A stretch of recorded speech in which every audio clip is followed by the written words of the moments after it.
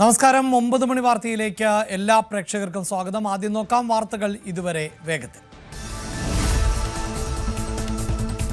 ഷെയ്ഖ് ഹസീനയെ വിട്ടു നൽകണമെന്ന് ബംഗ്ലാദേശ് ഇന്ത്യയോട് ഇന്ന് രേഖാമൂലം ആവശ്യപ്പെടും.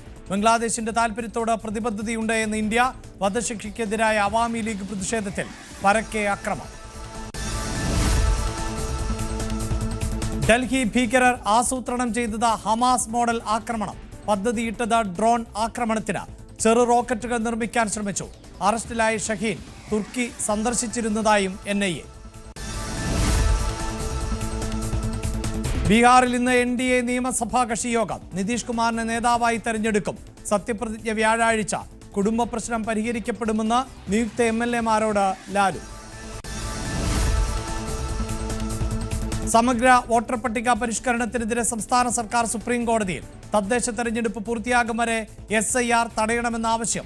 SIR-ഉം തദ്ദേശ തെരഞ്ഞെടുപ്പ് നടപടികളും ഒരേ സമയം നടത്തുന്നത് ഭരണ സംവിധാനം സ്തംഭിപ്പിക്കുമെന്ന് കേരളം.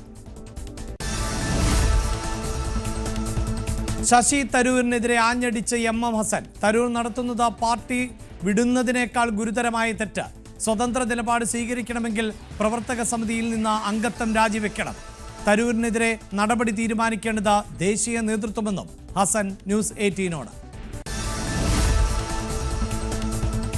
ശബരിമല സന്നിധാനത്തെ SIT പരിശോധന പൂർത്തിയായി. സാമ്പിളുകൾ ശേഖരിച്ച് പാളികൾ തിരികെ സ്ഥാപിച്ചു.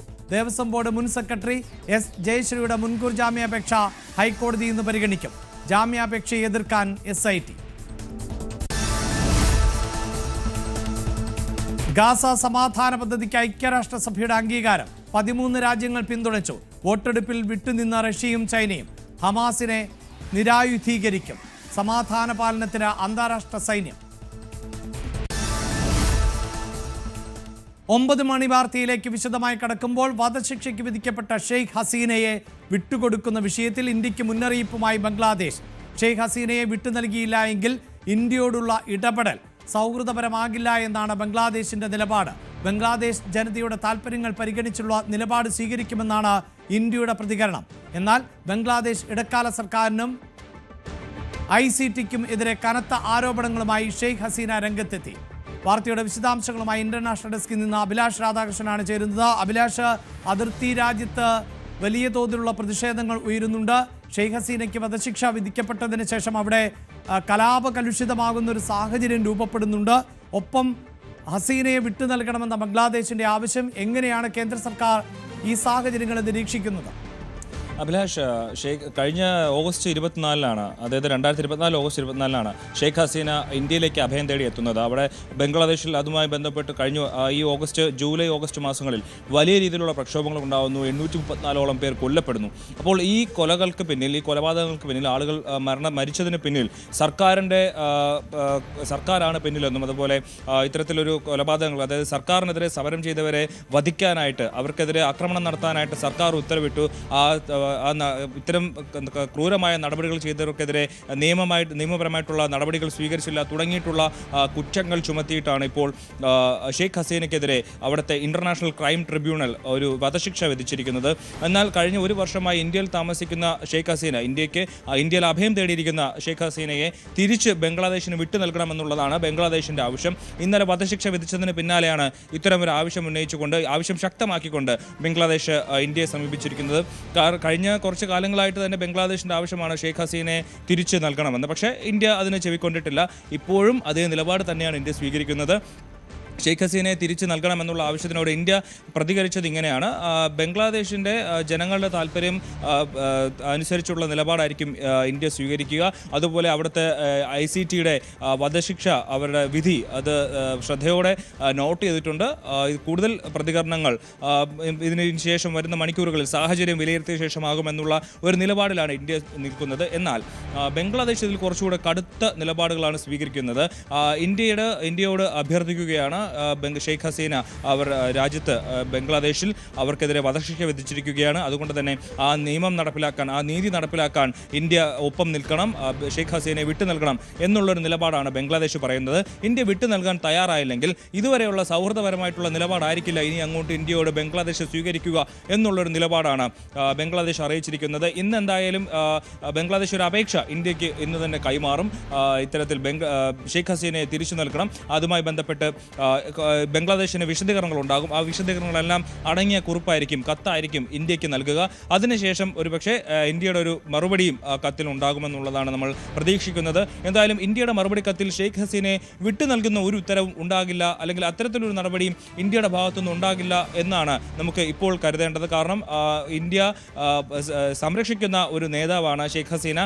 അവർക്ക് അഭയം കൊടുത്തത് ഇന്ത്യയാണ്. അതുകൊണ്ട് തന്നെ ഇന്ത്യ അവർക്ക് വധശിക്ഷ നടപ്പിലാക്കാൻ വേണ്ടി ഷെയ്ഖ് ഹസീനയെ ബംഗ്ലാദേശിലേക്ക് വിട്ടുകൊടുക്കുമെന്ന് കരുതാൻ വയ്യ.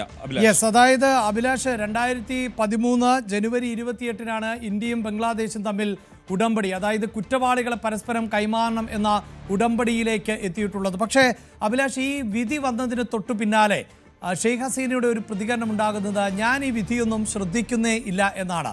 അത്രമേൽ ആത്മവിശ്വാസത്തോടു കൂടി ഈ വിധിയെ തള്ളിക്കളയാൻ അവർക്ക് സാധിക്കുന്നത് അവർ ഇന്ത്യയിലാണ് ഇപ്പോൾ താമസിക്കുന്നത് എന്നതിൻ്റെ സുരക്ഷിതത്വം തന്നെയല്ലേ? മാത്രവുമല്ല, അഭിലാഷ് സൂചിപ്പിക്കുന്നത് പോലെ ഇന്ത്യയെപ്പോലെ ഒരു രാജ്യത്തിനെ സംബന്ധിച്ചിടത്തോളം ജനാധിപത്യ സംവിധാനമില്ലാതെയാണ് ഇപ്പോൾ ബംഗ്ലാദേശ് മുന്നോട്ട് പോകുന്നത്. ഷെയ്ഖ് ഹസീനയുടെ ഭാഷയിൽ പറഞ്ഞാൽ അവിടുത്തെ ആ ട്രിബ്യൂണലിന് ഒരു ജനാധിപത്യപരമായ സ്വഭാവവുമില്ല. അവരുടെ വാദം എന്ത് എന്ന് കേട്ടിട്ടില്ല. അവർക്ക് ഇഷ്ടപ്പെട്ട അഭിഭാഷകനെ നിയമിക്കാൻ അവർ തയ്യാറായിരുന്നില്ല. അപ്പോൾ ഒരു അന്താരാഷ്ട്ര നീതിന്യായ സംവിധാനത്തിന് മുന്നിൽ നിഷ്പക്ഷമായ നിലയിൽ ഒരു അന്വേഷണം നടത്തുകയും അങ്ങനെ ഒരു വിചാരണ നേരിടുകയും വേണം.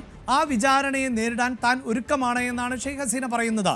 അങ്ങനെ ഒരു നിലപാട് തന്നെ ആയിരിക്കില്ലേ ഈ വിഷയത്തിൽ ഇന്ത്യയും സ്വീകരിക്കാൻ സാധ്യത? തീർച്ചയായിട്ടും. കാരണം ഷെയ്ഖ് ഹസീന ഇന്നലെ ഈ വിധി വന്നതിന് ശേഷം പറഞ്ഞത് ICT, ഇന്റർനാഷണൽ ക്രൈം ട്രിബ്യൂണൽ എന്ന് പറഞ്ഞിട്ട് ബംഗ്ലാദേശ് തുടങ്ങി വെച്ച ഈ സംവിധാനം അത് അവാമി ലീഗിനെ നശിപ്പിക്കാൻ വേണ്ടിയിട്ടും അവിടുത്തെ ജനാധിപത്യത്തെ ഇല്ലാതാക്കാനും വേണ്ടി ഒരു പ്രത്യേകമായി തയ്യാറാക്കിയ, അതായത് മുഹമ്മദ് യൂനിസും സംഘവും ചേർന്ന് തയ്യാറാക്കിയ ഒരു പ്രത്യേക സംവിധാനം എന്നുള്ളതാണ്. അതിന് പ്രത്യേകിച്ച് നിയമപരമായി ഒരു സാധുതയും ഇല്ല എന്നുള്ള രീതിയിലാണ് ഷെയ്ഖ് ഹസീന പറയുന്നത്. അഭിലാഷ് പറഞ്ഞതുപോലെ തന്നെ തൻ്റെ വാദം കേൾക്കാൻ അവിടെ അവസരമുണ്ടായിരുന്നില്ല, തൻ്റെ വാദം അവതരിപ്പിക്കാനുള്ള സംവിധാനം ഒരുക്കി നൽകിയിരുന്നില്ല. അവാമി ലീഗിനെ ഇല്ലാതാക്കുക, ഷെയ്ഖ് ഹസീനയുടെ ഭരണത്തെ നശിപ്പിക്കുക, രാജ്യത്ത് അധികാരം പിടിച്ചെടുക്കുക തുടങ്ങിയിട്ടുള്ള കാര്യങ്ങൾക്ക് വേണ്ടി മാത്രം ഇത്തരത്തിലൊരു ICT ഉണ്ടാകുന്നു. ആ ICTയിൽ ഒരു നിയമത്തിൻ്റെ ഒരു വസ്തുതയും ഇല്ലാത്ത രീതിയിലുള്ള വാദങ്ങളും പ്രതിവാദങ്ങളും നടക്കുന്നു. ഒടുവിൽ തനിക്കെതിരെ ഇത്തരത്തിലൊരു വധശിക്ഷ വിധിക്കുന്നു. അതിലൊന്നും ഒരു കാര്യവുമില്ല.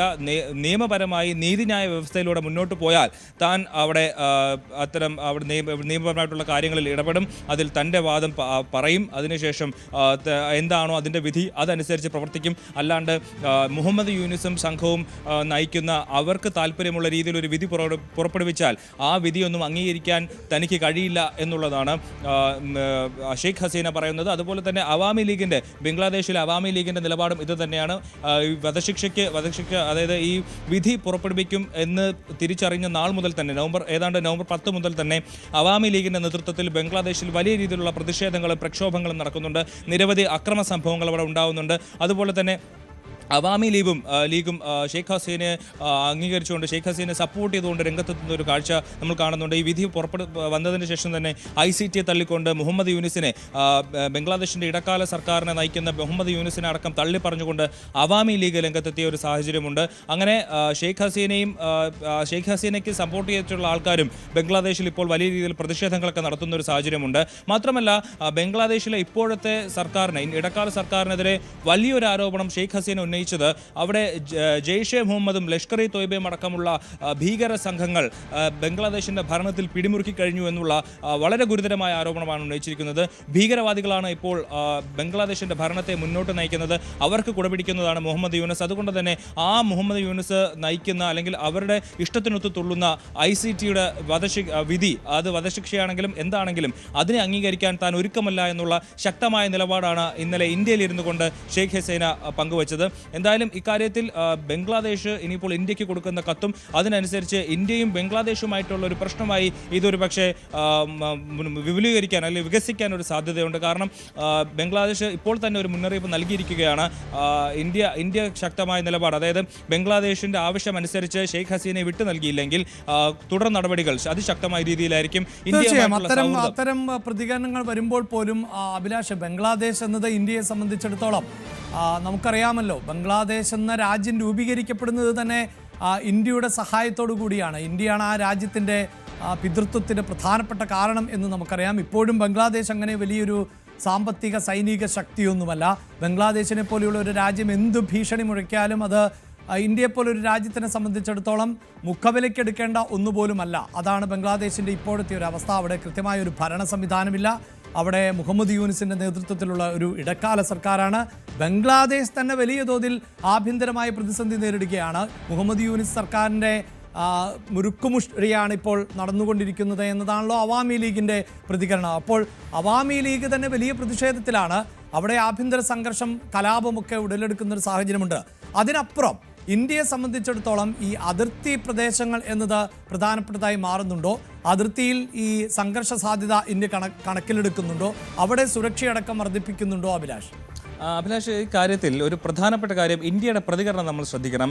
ജനങ്ങളുടെ താല്പര്യം അനുസരിച്ചുള്ള തീരുമാനമായിരിക്കും, അതായത് ബംഗ്ലാദേശിലെ ജനങ്ങളുടെ താല്പര്യം അനുസരിച്ച് ഒരു തീരുമാനമായിരിക്കും ഇന്ത്യ എടുക്കുക എന്നുള്ളതാണ് ഇന്ത്യൻ വിദേശകാര്യ മന്ത്രാലയത്തിൻ്റെ പ്രതികരണം. അപ്പോൾ ബംഗ്ലാദേശിൽ ഇപ്പോൾ ജനങ്ങൾ തിരഞ്ഞെടുത്ത ഒരു സർക്കാരല്ല ഉള്ളത്. അവിടെ ഒരു ഇടക്കാല സർക്കാരാണ്. അവർ തെരഞ്ഞെടുപ്പിലൂടെ അധികാരത്തിലെത്തിയ ഒരു സർക്കാരല്ല.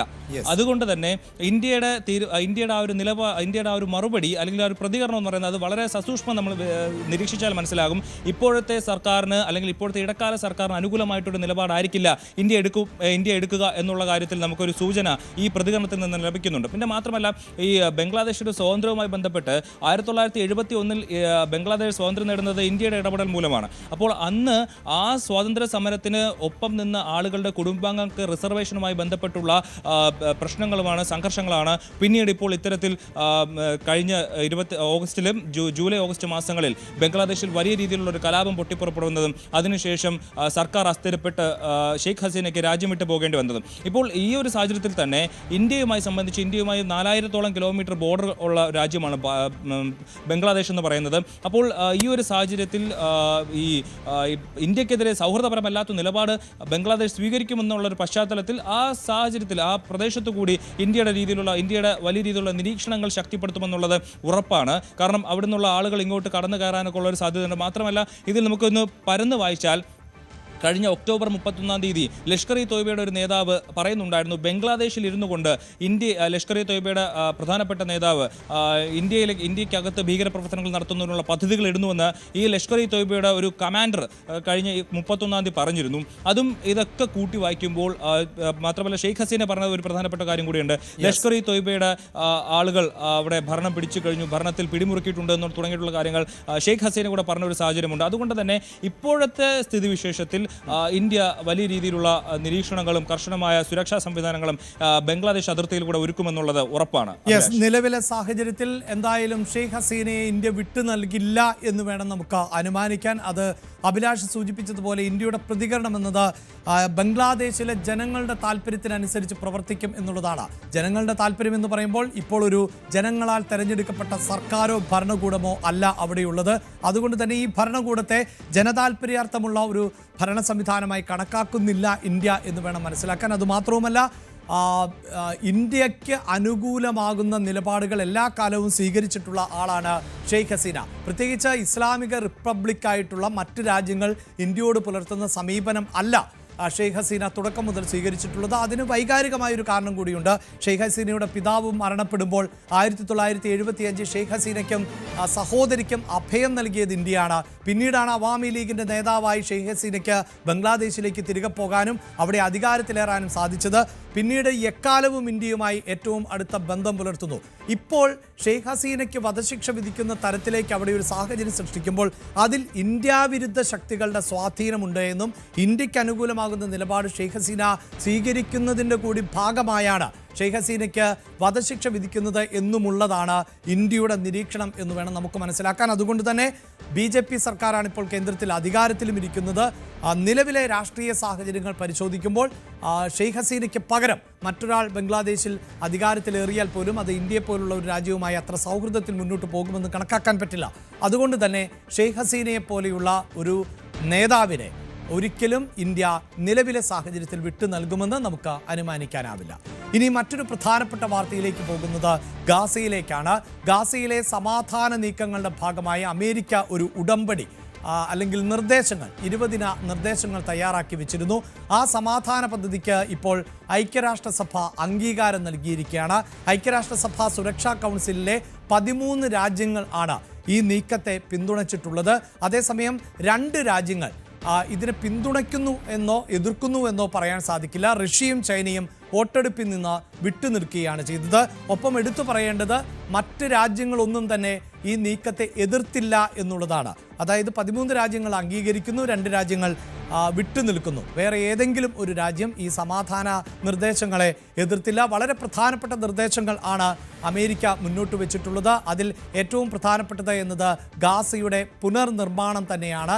അതോടൊപ്പം തന്നെ ഗാസയുടെ സമാധാന പാലനത്തിനായി ഒരു അന്താരാഷ്ട്ര സൈന്യത്തെ നിയോഗിക്കാനും ഈ പ്രമേയത്തിൽ നിർദ്ദേശമുണ്ട്. ഒപ്പം ഹമാസിനെ നിരായുധീകരിക്കുക, അതിനുശേഷം പിന്നീട് അവിടെ ഒരു അന്താരാഷ്ട്ര സമിതിയെ നിയന്ത്രണം ഏൽപ്പിക്കുക, താൽക്കാലികമായി ഒരു ഇടക്കാല സർക്കാർ രൂപീകരിക്കുക എന്നതുൾപ്പെടെയുള്ള നിർദ്ദേശങ്ങൾ ആണ് ഈ പ്രമേയത്തിലുള്ളത്. ഈ പ്രമേയം ആണ് ഇപ്പോൾ വോട്ടിനിട്ട് അംഗീകരിക്കപ്പെട്ടിട്ടുള്ളത്. നിലവിൽ അമേരിക്ക മുന്നോട്ട് വയ്ക്കുന്ന നിർദ്ദേശങ്ങൾ മാത്രമായിരുന്നുവെങ്കിൽ ഐക്യരാഷ്ട്രസഭയുടെ സുരക്ഷാ കൗൺസിൽ അത് വോട്ടിനിട്ട് പാസ്സാക്കുമ്പോൾ അതൊരു അംഗീകരിക്കപ്പെട്ട നിയമമായി അത് മാറുന്നു എന്നതാണ് അന്താരാഷ്ട്ര തലത്തിൽ അതിൻ്റെ പ്രാധാന്യം വർദ്ധിക്കുന്നത്. അതുകൊണ്ട് തന്നെ ഹമാസ് അതിശക്തമായി ഈ പ്രമേയത്തെ എതിർക്കുക തന്നെയാണ്. അധിനിവേശ ശക്തികൾക്ക് രാജ്യത്തിലേക്ക് കടന്നു വരാനുള്ള അവസരം ആണ് ഈ പ്രമേയത്തിലൂടെ ഒരുക്കുന്നത് എന്നാണ് ഹമാസിൻ്റെ വിമർശനം. മാത്രവുമല്ല, അവിടെ ഒരു അന്താരാഷ്ട്ര സൈനിക സാഹചര്യം സൃഷ്ടിക്കപ്പെടുകയും ആ സൈനികർ ഗാസയുടെ സുരക്ഷ ഏറ്റെടുക്കുകയും ചെയ്യുമ്പോൾ ആ സൈന്യത്തിൻ്റെ ഭാഗമാകുന്നതിൽ ഇസ്രായേലും ഉണ്ടാകും. അങ്ങനെ ഇസ്രായേലിൻ്റെ സൈനികരെ ഈ അന്താരാഷ്ട്ര സേനയുടെ ഭാഗമാക്കാൻ അനുവദിക്കില്ല എന്ന് ഹമാസ് പറയുന്നുണ്ട്. മാത്രവുമല്ല, ഗാസയിലെ പുനർനിർമ്മാണവും ഗാസയുടെ ഭാവിയും എങ്ങനെയാകണം എന്ന് നിശ്ചയിക്കാൻ തങ്ങൾക്ക് ശേഷിയുണ്ട് എന്നും അവിടേക്ക് മറ്റൊരു തരത്തിലുമുള്ള ഇടപെടലുകളും ആവശ്യമില്ല എന്നുമാണ് ഈ വിഷയത്തിൽ ഹമാസിൻ്റെ പ്രതികരണമായി പുറത്തു വന്നിട്ടുള്ളത്. അതേസമയം ഐക്യരാഷ്ട്രസഭ സുരക്ഷാ കൗൺസിൽ അംഗരാജ്യങ്ങളെ അമേരിക്കൻ പ്രസിഡന്റ് ഡൊണാൾഡ് ട്രംപ് അഭിനന്ദിക്കുകയാണ്. വളരെ സുപ്രധാനമായൊരു നീക്കം ആണ് നടന്നിട്ടുള്ളത്. ഇപ്പോഴിങ്ങനെ ഒരു പ്രമേയം പാസ്സാക്കപ്പെടുന്നതിലൂടെ ഗാസയിലെ സാധാരണക്കാരായ ആളുകൾക്ക് സ്വൈര്യ ജീവിതത്തിലേക്ക് തിരികെ വരുവാനുള്ള അവസരം സൃഷ്ടിക്കപ്പെടും എന്നാണ് അമേരിക്കൻ പ്രസിഡന്റ് ഡൊണാൾഡ് ട്രംപ് ഈ നിർദ്ദേശങ്ങൾ അംഗീകരിക്കപ്പെട്ടപ്പോൾ പ്രതികരിച്ചത്.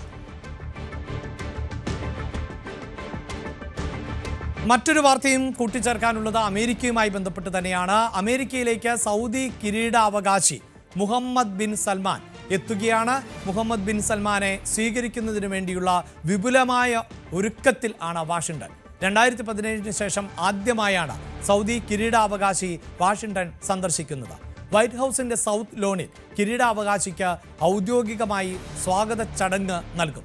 തുടർന്ന് വൈറ്റ് ഹൗസിൽ വെച്ച് രാജകുമാരൻ മുഹമ്മദ് ബിൻ സൽമാന് ഔപചാരികമായ അഭിവാദ്യ ചടങ്ങ് നടക്കുന്നുണ്ട്. ഓവൽ ഓഫീസിനോട് ചേർന്നുള്ള ക്യാബിനറ്റ് റൂമിൽ വെച്ചാണ് കിരീടാവകാശിയും US പ്രസിഡന്റ് ഡൊണാൾഡ് ട്രംപും ഔദ്യോഗിക ഭക്ഷണം കഴിക്കുക. ഇവിടെ വെച്ച് ഇരുവരും തമ്മിലുള്ള ഔദ്യോഗിക ചർച്ചകളും നടക്കും.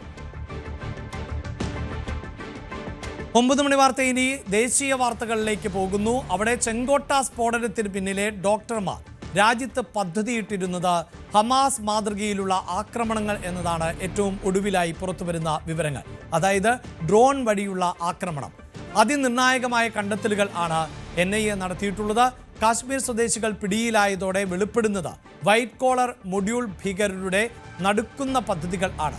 ചെറു റോക്കറ്റുകൾ ഉണ്ടാക്കി ഹമാസ് മോഡൽ ആക്രമണം ആണ് ഭീകരർ പദ്ധതിയിട്ടത് എന്നും ഇതിനായി തിരക്കേറിയ പ്രദേശങ്ങൾ ഇവർ ലക്ഷ്യമിട്ടിരുന്നു എന്നും അന്വേഷണ സംഘം കണ്ടെത്തിയിട്ടുണ്ട്. അഭിലാഷ് രാധാകൃഷ്ണനാണ് ഇന്റർനാഷണൽ ഡെസ്കിൽ നിന്ന് തുടരുന്നത്. അഭിലാഷ്, ഈ ഡ്രോൺ ആക്രമണം എന്ന് പറയുമ്പോൾ സ്വാഭാവികമായും തിരക്കേറിയ നഗരങ്ങളിൽ ആക്രമണം നടത്തുക, നമുക്കറിയാമല്ലോ, ഹമാസ് ഇസ്രായേലിൽ നടത്തിയ ആക്രമണം ആ സ്വഭാവത്തിലുള്ളതായിരുന്നു. ഒരേ സമയം ആയിരുന്നു വിവിധ നഗരപ്രദേശങ്ങളിലേക്ക് ഡ്രോണുകൾ ആക്രമണം നടത്തിയത്. അങ്ങനെയാണല്ലോ ഈ ഹമാസും ഇസ്രായേലും തമ്മിലുള്ള ഏറ്റുമുട്ടൽ ആരംഭിച്ചത്. അപ്പോൾ അതിന് സമാനമാകുന്ന തരത്തിൽ ഉള്ള ആക്രമണ പദ്ധതികൾ ഇന്ത്യയിലെ നഗരപ്രദേശങ്ങളിൽ വലിയ നാശനഷ്ടങ്ങൾ സൃഷ്ടിക്കുന്നതിന് വേണ്ടിയുള്ള ശ്രമം, അങ്ങനെയുള്ള ശ്രമമായിരുന്നു നടന്നത് എന്നല്ലേ മനസ്സിലാക്കേണ്ടത്? അഭിലാഷ്, ഈ ചെങ്കോട്ട സ്ഫോടനവുമായി ബന്ധപ്പെട്ട് നവംബർ 10 രാത്രി മുതൽ തന്നെ വലിയ രീതിയിലുള്ള അന്വേഷണം നടന്നുകൊണ്ടിരിക്കുകയാണ്. ഈ അന്വേഷണം ഓരോ ദിവസം കഴിയുമ്പോഴും പുതിയ വിവരങ്ങളും പുതിയ ആൾക്കാരും അറസ്റ്റിലാവുകയാണ്. അതായത് ഇതിൽ നിന്ന് നമുക്ക് മനസ്സിലാവേണ്ടത് വലിയൊരു നെറ്റ്വർക്ക് ഇന്ത്യക്കെതിരെ പ്രവർത്തിക്കാനുണ്ടായിരുന്നു എന്നുള്ളതാണ് നമുക്ക് മനസ്സിലാക്കേണ്ടത്. ഇതിൽ ഏറ്റവും അവസാനം വരുന്ന വിവരങ്ങളാണ് ഇപ്പോൾ അഭിലാഷ് സൂചിപ്പിച്ചതുപോലെ ഇന്ത്യക്കകത്ത് തന്നെ ഡ്രോണുകൾ ഉണ്ടാക്കി, അതിൽ ബോംബുകൾ ഘടിപ്പിച്ച്, ക്യാമറകൾ ഘടിപ്പിച്ച്, അതിനൊരു ഡ്രോൺ ആക്കിക്കൊണ്ട് രാജ്യത്തെ വലിയ തിരക്കേറിയ സ്ഥലങ്ങളിൽ സ്ഫോടനം നടത്തുക എന്നുള്ള രീതിയിലേക്ക് ഇവർ പദ്ധതിയിട്ടിരുന്നു. ഈ വൈറ്റ് കോളർ മൊഡ്യൂൾ ഡോക്ടർമാർ പദ്ധതിയിട്ടിരുന്നു എന്നുള്ള ഞെട്ടിക്കുന്ന, ആശങ്കപ്പെടുത്തുന്ന വിവരങ്ങളാണ് പുറത്തു വരുന്നത്. ഇതിന് കഴിഞ്ഞ ദിവസം നൗഗാം പോലീസ് സ്റ്റേഷനിൽ ഉണ്ടായ ബ്ലാസ്റ്റും അതിനുശേഷം ആ ഏരിയയിൽ നടന്ന ചില ചോദ്യം ചെയ്യലുകളും ഒക്കെയാണ് ഇത്തരത്തിൽ പുതിയ വിവരങ്ങൾ ലഭിക്കുന്നതിന് കാരണമായത്. അവിടെ ബിലാൽ അഹമ്മദ് വാനി എന്ന് പറയുന്ന ഒരു ഡ്രൈ ഫ്രൂട്ട് സെല്ലറുണ്ട്. ഇയാളുടെ മകനുമായി ചില സംശയങ്ങൾ പോലീസിന് തോന്നിയപ്പോൾ തന്നെ ഇയാളെ പോലീസ് ചോദ്യം ചെയ്യാൻ വിളിക്കുന്നു.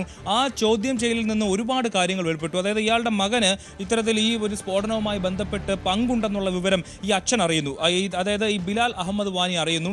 അയാളുടെ മകനായിട്ടുള്ള ജാസിർ ബിലാൽ വാനി അല്ലെങ്കിൽ ഡാനിഷ് വാനി എന്നറിയപ്പെടുന്ന ഇയാൾക്ക് ഈ ഒരു ചെങ്കോട്ട സ്ഫോടനവുമായി ബന്ധപ്പെട്ട് പല രീതിയിലുള്ള ബന്ധങ്ങൾ ഉണ്ടെന്നുള്ള വിവരങ്ങൾ ഈ അച്ഛൻ അറിയുന്നു.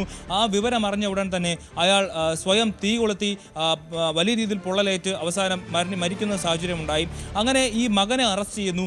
ഈ മകനെ അറസ്റ്റ് ചെയ്യുമ്പോഴാണ്, ഈ ഡാനിഷ് വാനി എന്ന് പറയുന്ന ഇയാളെ അറസ്റ്റ് ചെയ്യുമ്പോഴാണ് ഞെട്ടിക്കുന്ന വിവരങ്ങൾ പുറത്തു വരുന്നത്. അതായത് ഇയാൾ ഒരു സാങ്കേതികമായിട്ടുള്ള കാര്യങ്ങളിലൊക്കെ അധികം വലിയ അറിവുള്ള ഒരാളാണ്. ഇയാൾ ചെറിയ ഡ്രോണുകൾ ഉണ്ടാക്കുന്ന ഒരാളാണ്. അപ്പോൾ ഇയാളെ ഉപയോഗിച്ചുകൊണ്ട് ഇയാൾ ഭീകരവാദത്തിലേക്ക് കൊണ്ടുവന്ന് ഇയാൾ ഉണ്ടാക്കുന്ന ചെറിയ ഡ്രോണുകളിൽ വലിയ ബാറ്ററികൾ ഘടിപ്പിച്ച് വലിയ ബോംബുകൾ വഹിക്കാൻ ശേഷിയുള്ളവയാക്കി മാറ്റി അതിൽ ക്യാമറ ഘടിപ്പിച്ച് അത് വെച്ചിട്ട് രാജ്യത്തിനകത്ത്, അതായത് ഇപ്പോൾ ഹമാസ് ഇസ്രായേലിൻ്റെ പല മേഖലകളിലും ആക്രമണം നടത്തുന്നത് പോലെ സിറിയയിലെ ചില സംഘടനകൾ, ഭീകര സംഘടനകൾ സിറിയക്കകത്ത് സർക്കാരിനെ അസ്ഥിരപ്പെടുത്താൻ വേണ്ടി ആക്രമണങ്ങൾ നടത്തുന്ന പോലെ ലോകത്തെമ്പാടും പല രീതിയിലും ഡ്രോൺ ആക്രമണങ്ങളൊക്കെ നടത്തുമ്പോൾ അതിൻ്റെ ഒരു ചെറിയ രീതിയിൽ അതിലെ ഒരു ഫാക്ഷൻ എന്നുള്ള രീതിയിൽ ഇന്ത്യയിലും അത്തരത്തിൽ ആക്രമണങ്ങൾ നടത്താൻ ഇവർ പദ്ധതിയിട്ടിരുന്നു എന്നുള്ളതാണ് NIA സംഘത്തിൻ്റെ കണ്ടെത്തൽ. ഇത് മാത്രമല്ല, ചെറിയ റോക്കറ്റുകളും ഇവർ ഉണ്ടാക്കാനായിട്ട് പരിശീലനം നൽകിയിരുന്നു, അതിനുള്ള ശ്രമങ്ങൾ നടത്തിയിരുന്നു എന്നുള്ള വിവരങ്ങൾ കൂടി പുറത്തു വരുന്നുണ്ട്. അതായത്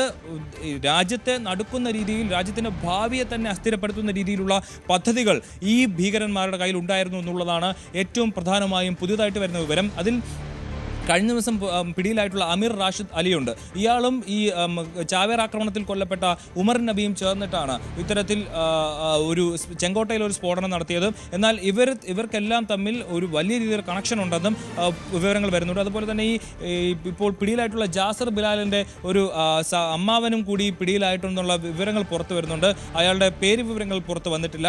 അങ്ങനെ ഒരു വലിയ രീതിയിലുള്ള ഒരാളെ പിടികൂടുമ്പോൾ അടുത്ത ഒരു 3 പേരെ പിടികൂടാനുള്ള വിവരങ്ങളാണ് കിട്ടിക്കൊണ്ടിരിക്കുന്നത്. അത് ചെയിൻ റിയാക്ഷൻ പോലെ, മണി ചെയിൻ പോലെ, ഒരാൾക്ക് താഴെ 3 പേർ, അയാൾക്ക് താഴെ 6 പേർ എന്നുള്ള രീതിയിലേക്ക് ഇതൊരു വലിയ ആഴത്തിലേക്ക് ഇറങ്ങിപ്പോകുന്ന ഒരു സംഭവമായി മാറിക്കൊണ്ടിരിക്കുകയാണ് ഈ ചെങ്കോട്ട സ്ഫോടനം. അതിൽ ഒക്ടോബർ 19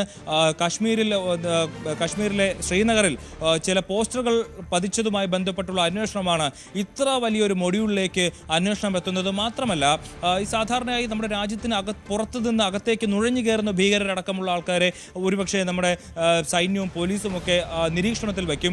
അവരുമായി ബന്ധപ്പെടുന്നവരെയൊക്കെ നിരീക്ഷണത്തിൽ വയ്ക്കും, പാകിസ്ഥാനുമായി ബന്ധപ്പെടുന്നവരെയൊക്കെ നിരീക്ഷണത്തിൽ വയ്ക്കും. പക്ഷേ ഈ രാജ്യത്തിനകത്ത് കോളേജിൽ പ്രൊഫസറായി ജോലി ചെയ്യുന്നവർ, രാജ്യത്തിനകത്ത് ഡോക്ടർമാരായിട്ടിരിക്കുന്നവർ, MBBS പഠിക്കുന്നവർ, ഇവരെയൊന്നും വലിയ രീതിയിൽ നിരീക്ഷിക്കാൻ ഒരുപക്ഷെ കാരണം അവരെയൊന്നും നമ്മുടെ സംശയ നിഴലിൽ ഉണ്ടാവില്ല. ഇത് സാധാരണക്കാരെ പോലെ ജീവിക്കുന്നവരാണ്. പക്ഷേ ഇവരെല്ലാം ഇത്തരത്തിൽ ഒരു ഭീകരവാദ പ്രവർത്തനത്തിലേക്ക് നീങ്ങുന്നു എന്നുള്ളത് ആശങ്കപ്പെടുത്തുന്ന കാര്യമാണ്. രാജ്യത്തിൻ്റെ ഭാവി, കാരണം ഈ പിടിക്കപ്പെടുന്നതിലെല്ലാം ഒരു ഭൂരിഭാഗം ആൾക്കാരും യുവാക്കളാണ് എന്തുകൊണ്ടാണ് അവർ ഒരുപക്ഷെ 40 വയസ്സിന് താഴെ മാത്രം പ്രായമുള്ള ഈ 18നും 20നും ഇടയിൽ പ്രായമുള്ള ആളുകൾ പിടിയിലാവുന്ന ഇത്തരം കേസുകൾ രാജ്യത്തിൻ്റെ ഭാവിയെ തന്നെ ആശങ്കപ്പെടുത്തുന്നതാണ്. പക്ഷേ ഇവരെ പദ്ധതികളെല്ലാം അവർ നടപ്പാക്കുന്നതിന് മുമ്പ് തന്നെ മുളയിലെ നുള്ളാൻ കഴിഞ്ഞു എന്നുള്ളതാണ് നമ്മുടെ അന്വേഷണ സംഘത്തെക്കുറിച്ച് ആലോചിക്കുമ്പോൾ നമുക്ക് അഭിമാനം തോന്നുന്നത്. കാരണം അത്ര വലിയ അന്വേഷണങ്ങളും കണ്ടെത്തലുകളുമാണ് നമ്മുടെ NIA സംഘം ഇപ്പോൾ പുറത്തുവിട്ടുകൊണ്ടിരിക്കുന്നത്. എന്തായാലും ഇന്ന് അമിത്ഷാ പറഞ്ഞിട്ടുണ്ട്, ഈ മൊഡ്യൂളുമായി ബന്ധപ്പെട്ട് രാജ്യത്ത് ഭീകരപ്രവർത്തനവുമായി ബന്ധപ്പെട്ട് നടത്തുന്ന ഒരാളെയും വെറുതെ വിടില്ല, അവർക്ക് ശക്തമായ പണിഷ്മെന്റ്, ശക്തമായ ശിക്ഷ നൽകുമെന്നുള്ളതാണ് നമ്മുടെ ആഭ്യന്തരമന്ത്രി അമിത്ഷാ ഇപ്പോൾ പറഞ്ഞിരിക്കുന്നത്. ഓരോ ദിവസങ്ങളുടെ സ്വഭാവം മാറുകയാണ്, തീവ്രവാദികളുടെ സ്വഭാവം മാറുകയാണ്, തീവ്രവാദ പ്രവർത്തനങ്ങളിൽ ഏർപ്പെടുന്നവരുടെ രീതികളും ഒക്കെ മാറുന്ന പശ്ചാത്തലത്തിൽ അതിനെതിരെ അതിശക്തമായ നിലപാട് തന്നെ സ്വീകരിക്കുമെന്നാണ് ആഭ്യന്തരമന്ത്രി അമിത്ഷായും ചേർത്ത് വയ്ക്കുന്നത്. വാർത്തയുടെ വിശദാംശങ്ങളാണ് അഭിലാഷ് രാധാകൃഷ്ണൻ നൽകിയത്. ഇനി നമുക്ക് തദ്ദേശ തെരഞ്ഞെടുപ്പ് വാർത്തകളിലേക്ക് പോകാം.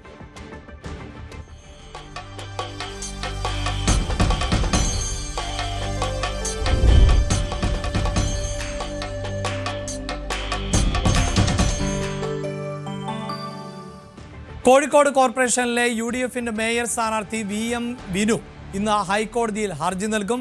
കല്ലായി ഡിവിഷനിലെ സ്ഥാനാർത്ഥിയായി വിനു പ്രചാരണം തുടങ്ങിയിരുന്നുവെങ്കിലും വോട്ടർ പട്ടികയിൽ പേരില്ലാത്തതിനാൽ മത്സരിക്കാൻ കഴിയാത്ത സാഹചര്യമാണ് ഇപ്പോഴുള്ളത്. CPIM ഗൂഢാലോചനയുടെ ഭാഗമാണിത് എന്നാണ് കോൺഗ്രസിന്റെ ആരോപണം. അതിനിടെ കോഴിക്കോട് മെഡിക്കൽ കോളേജ് സൗത്ത് വാർഡിലെ സ്ഥാനാർത്ഥിക്കും വോട്ടില്ലാത്തത് കോൺഗ്രസിനെ കൂടുതൽ പ്രതിസന്ധിയിലാക്കുകയാണ്. MS അനീഷ് കുമാറാണ് ചേരുന്നത്. അനീഷ്, തിരുവനന്തപുരത്തെ വൈഷ്ണ ഉൾപ്പെടെയുള്ള സ്ഥാനാർത്ഥികൾ നേരിടുന്ന പ്രതിസന്ധി, അതേ പ്രതിസന്ധി തന്നെയാണല്ലോ വിനുവും നേരിടുന്നത്. കോടതിയെ സമീപിച്ചാൽ അനുകൂലമാകുന്ന ഒരു സാഹചര്യം സൃഷ്ടിക്കപ്പെടുമെന്നാണോ പ്രതീക്ഷിക്കുന്നത്?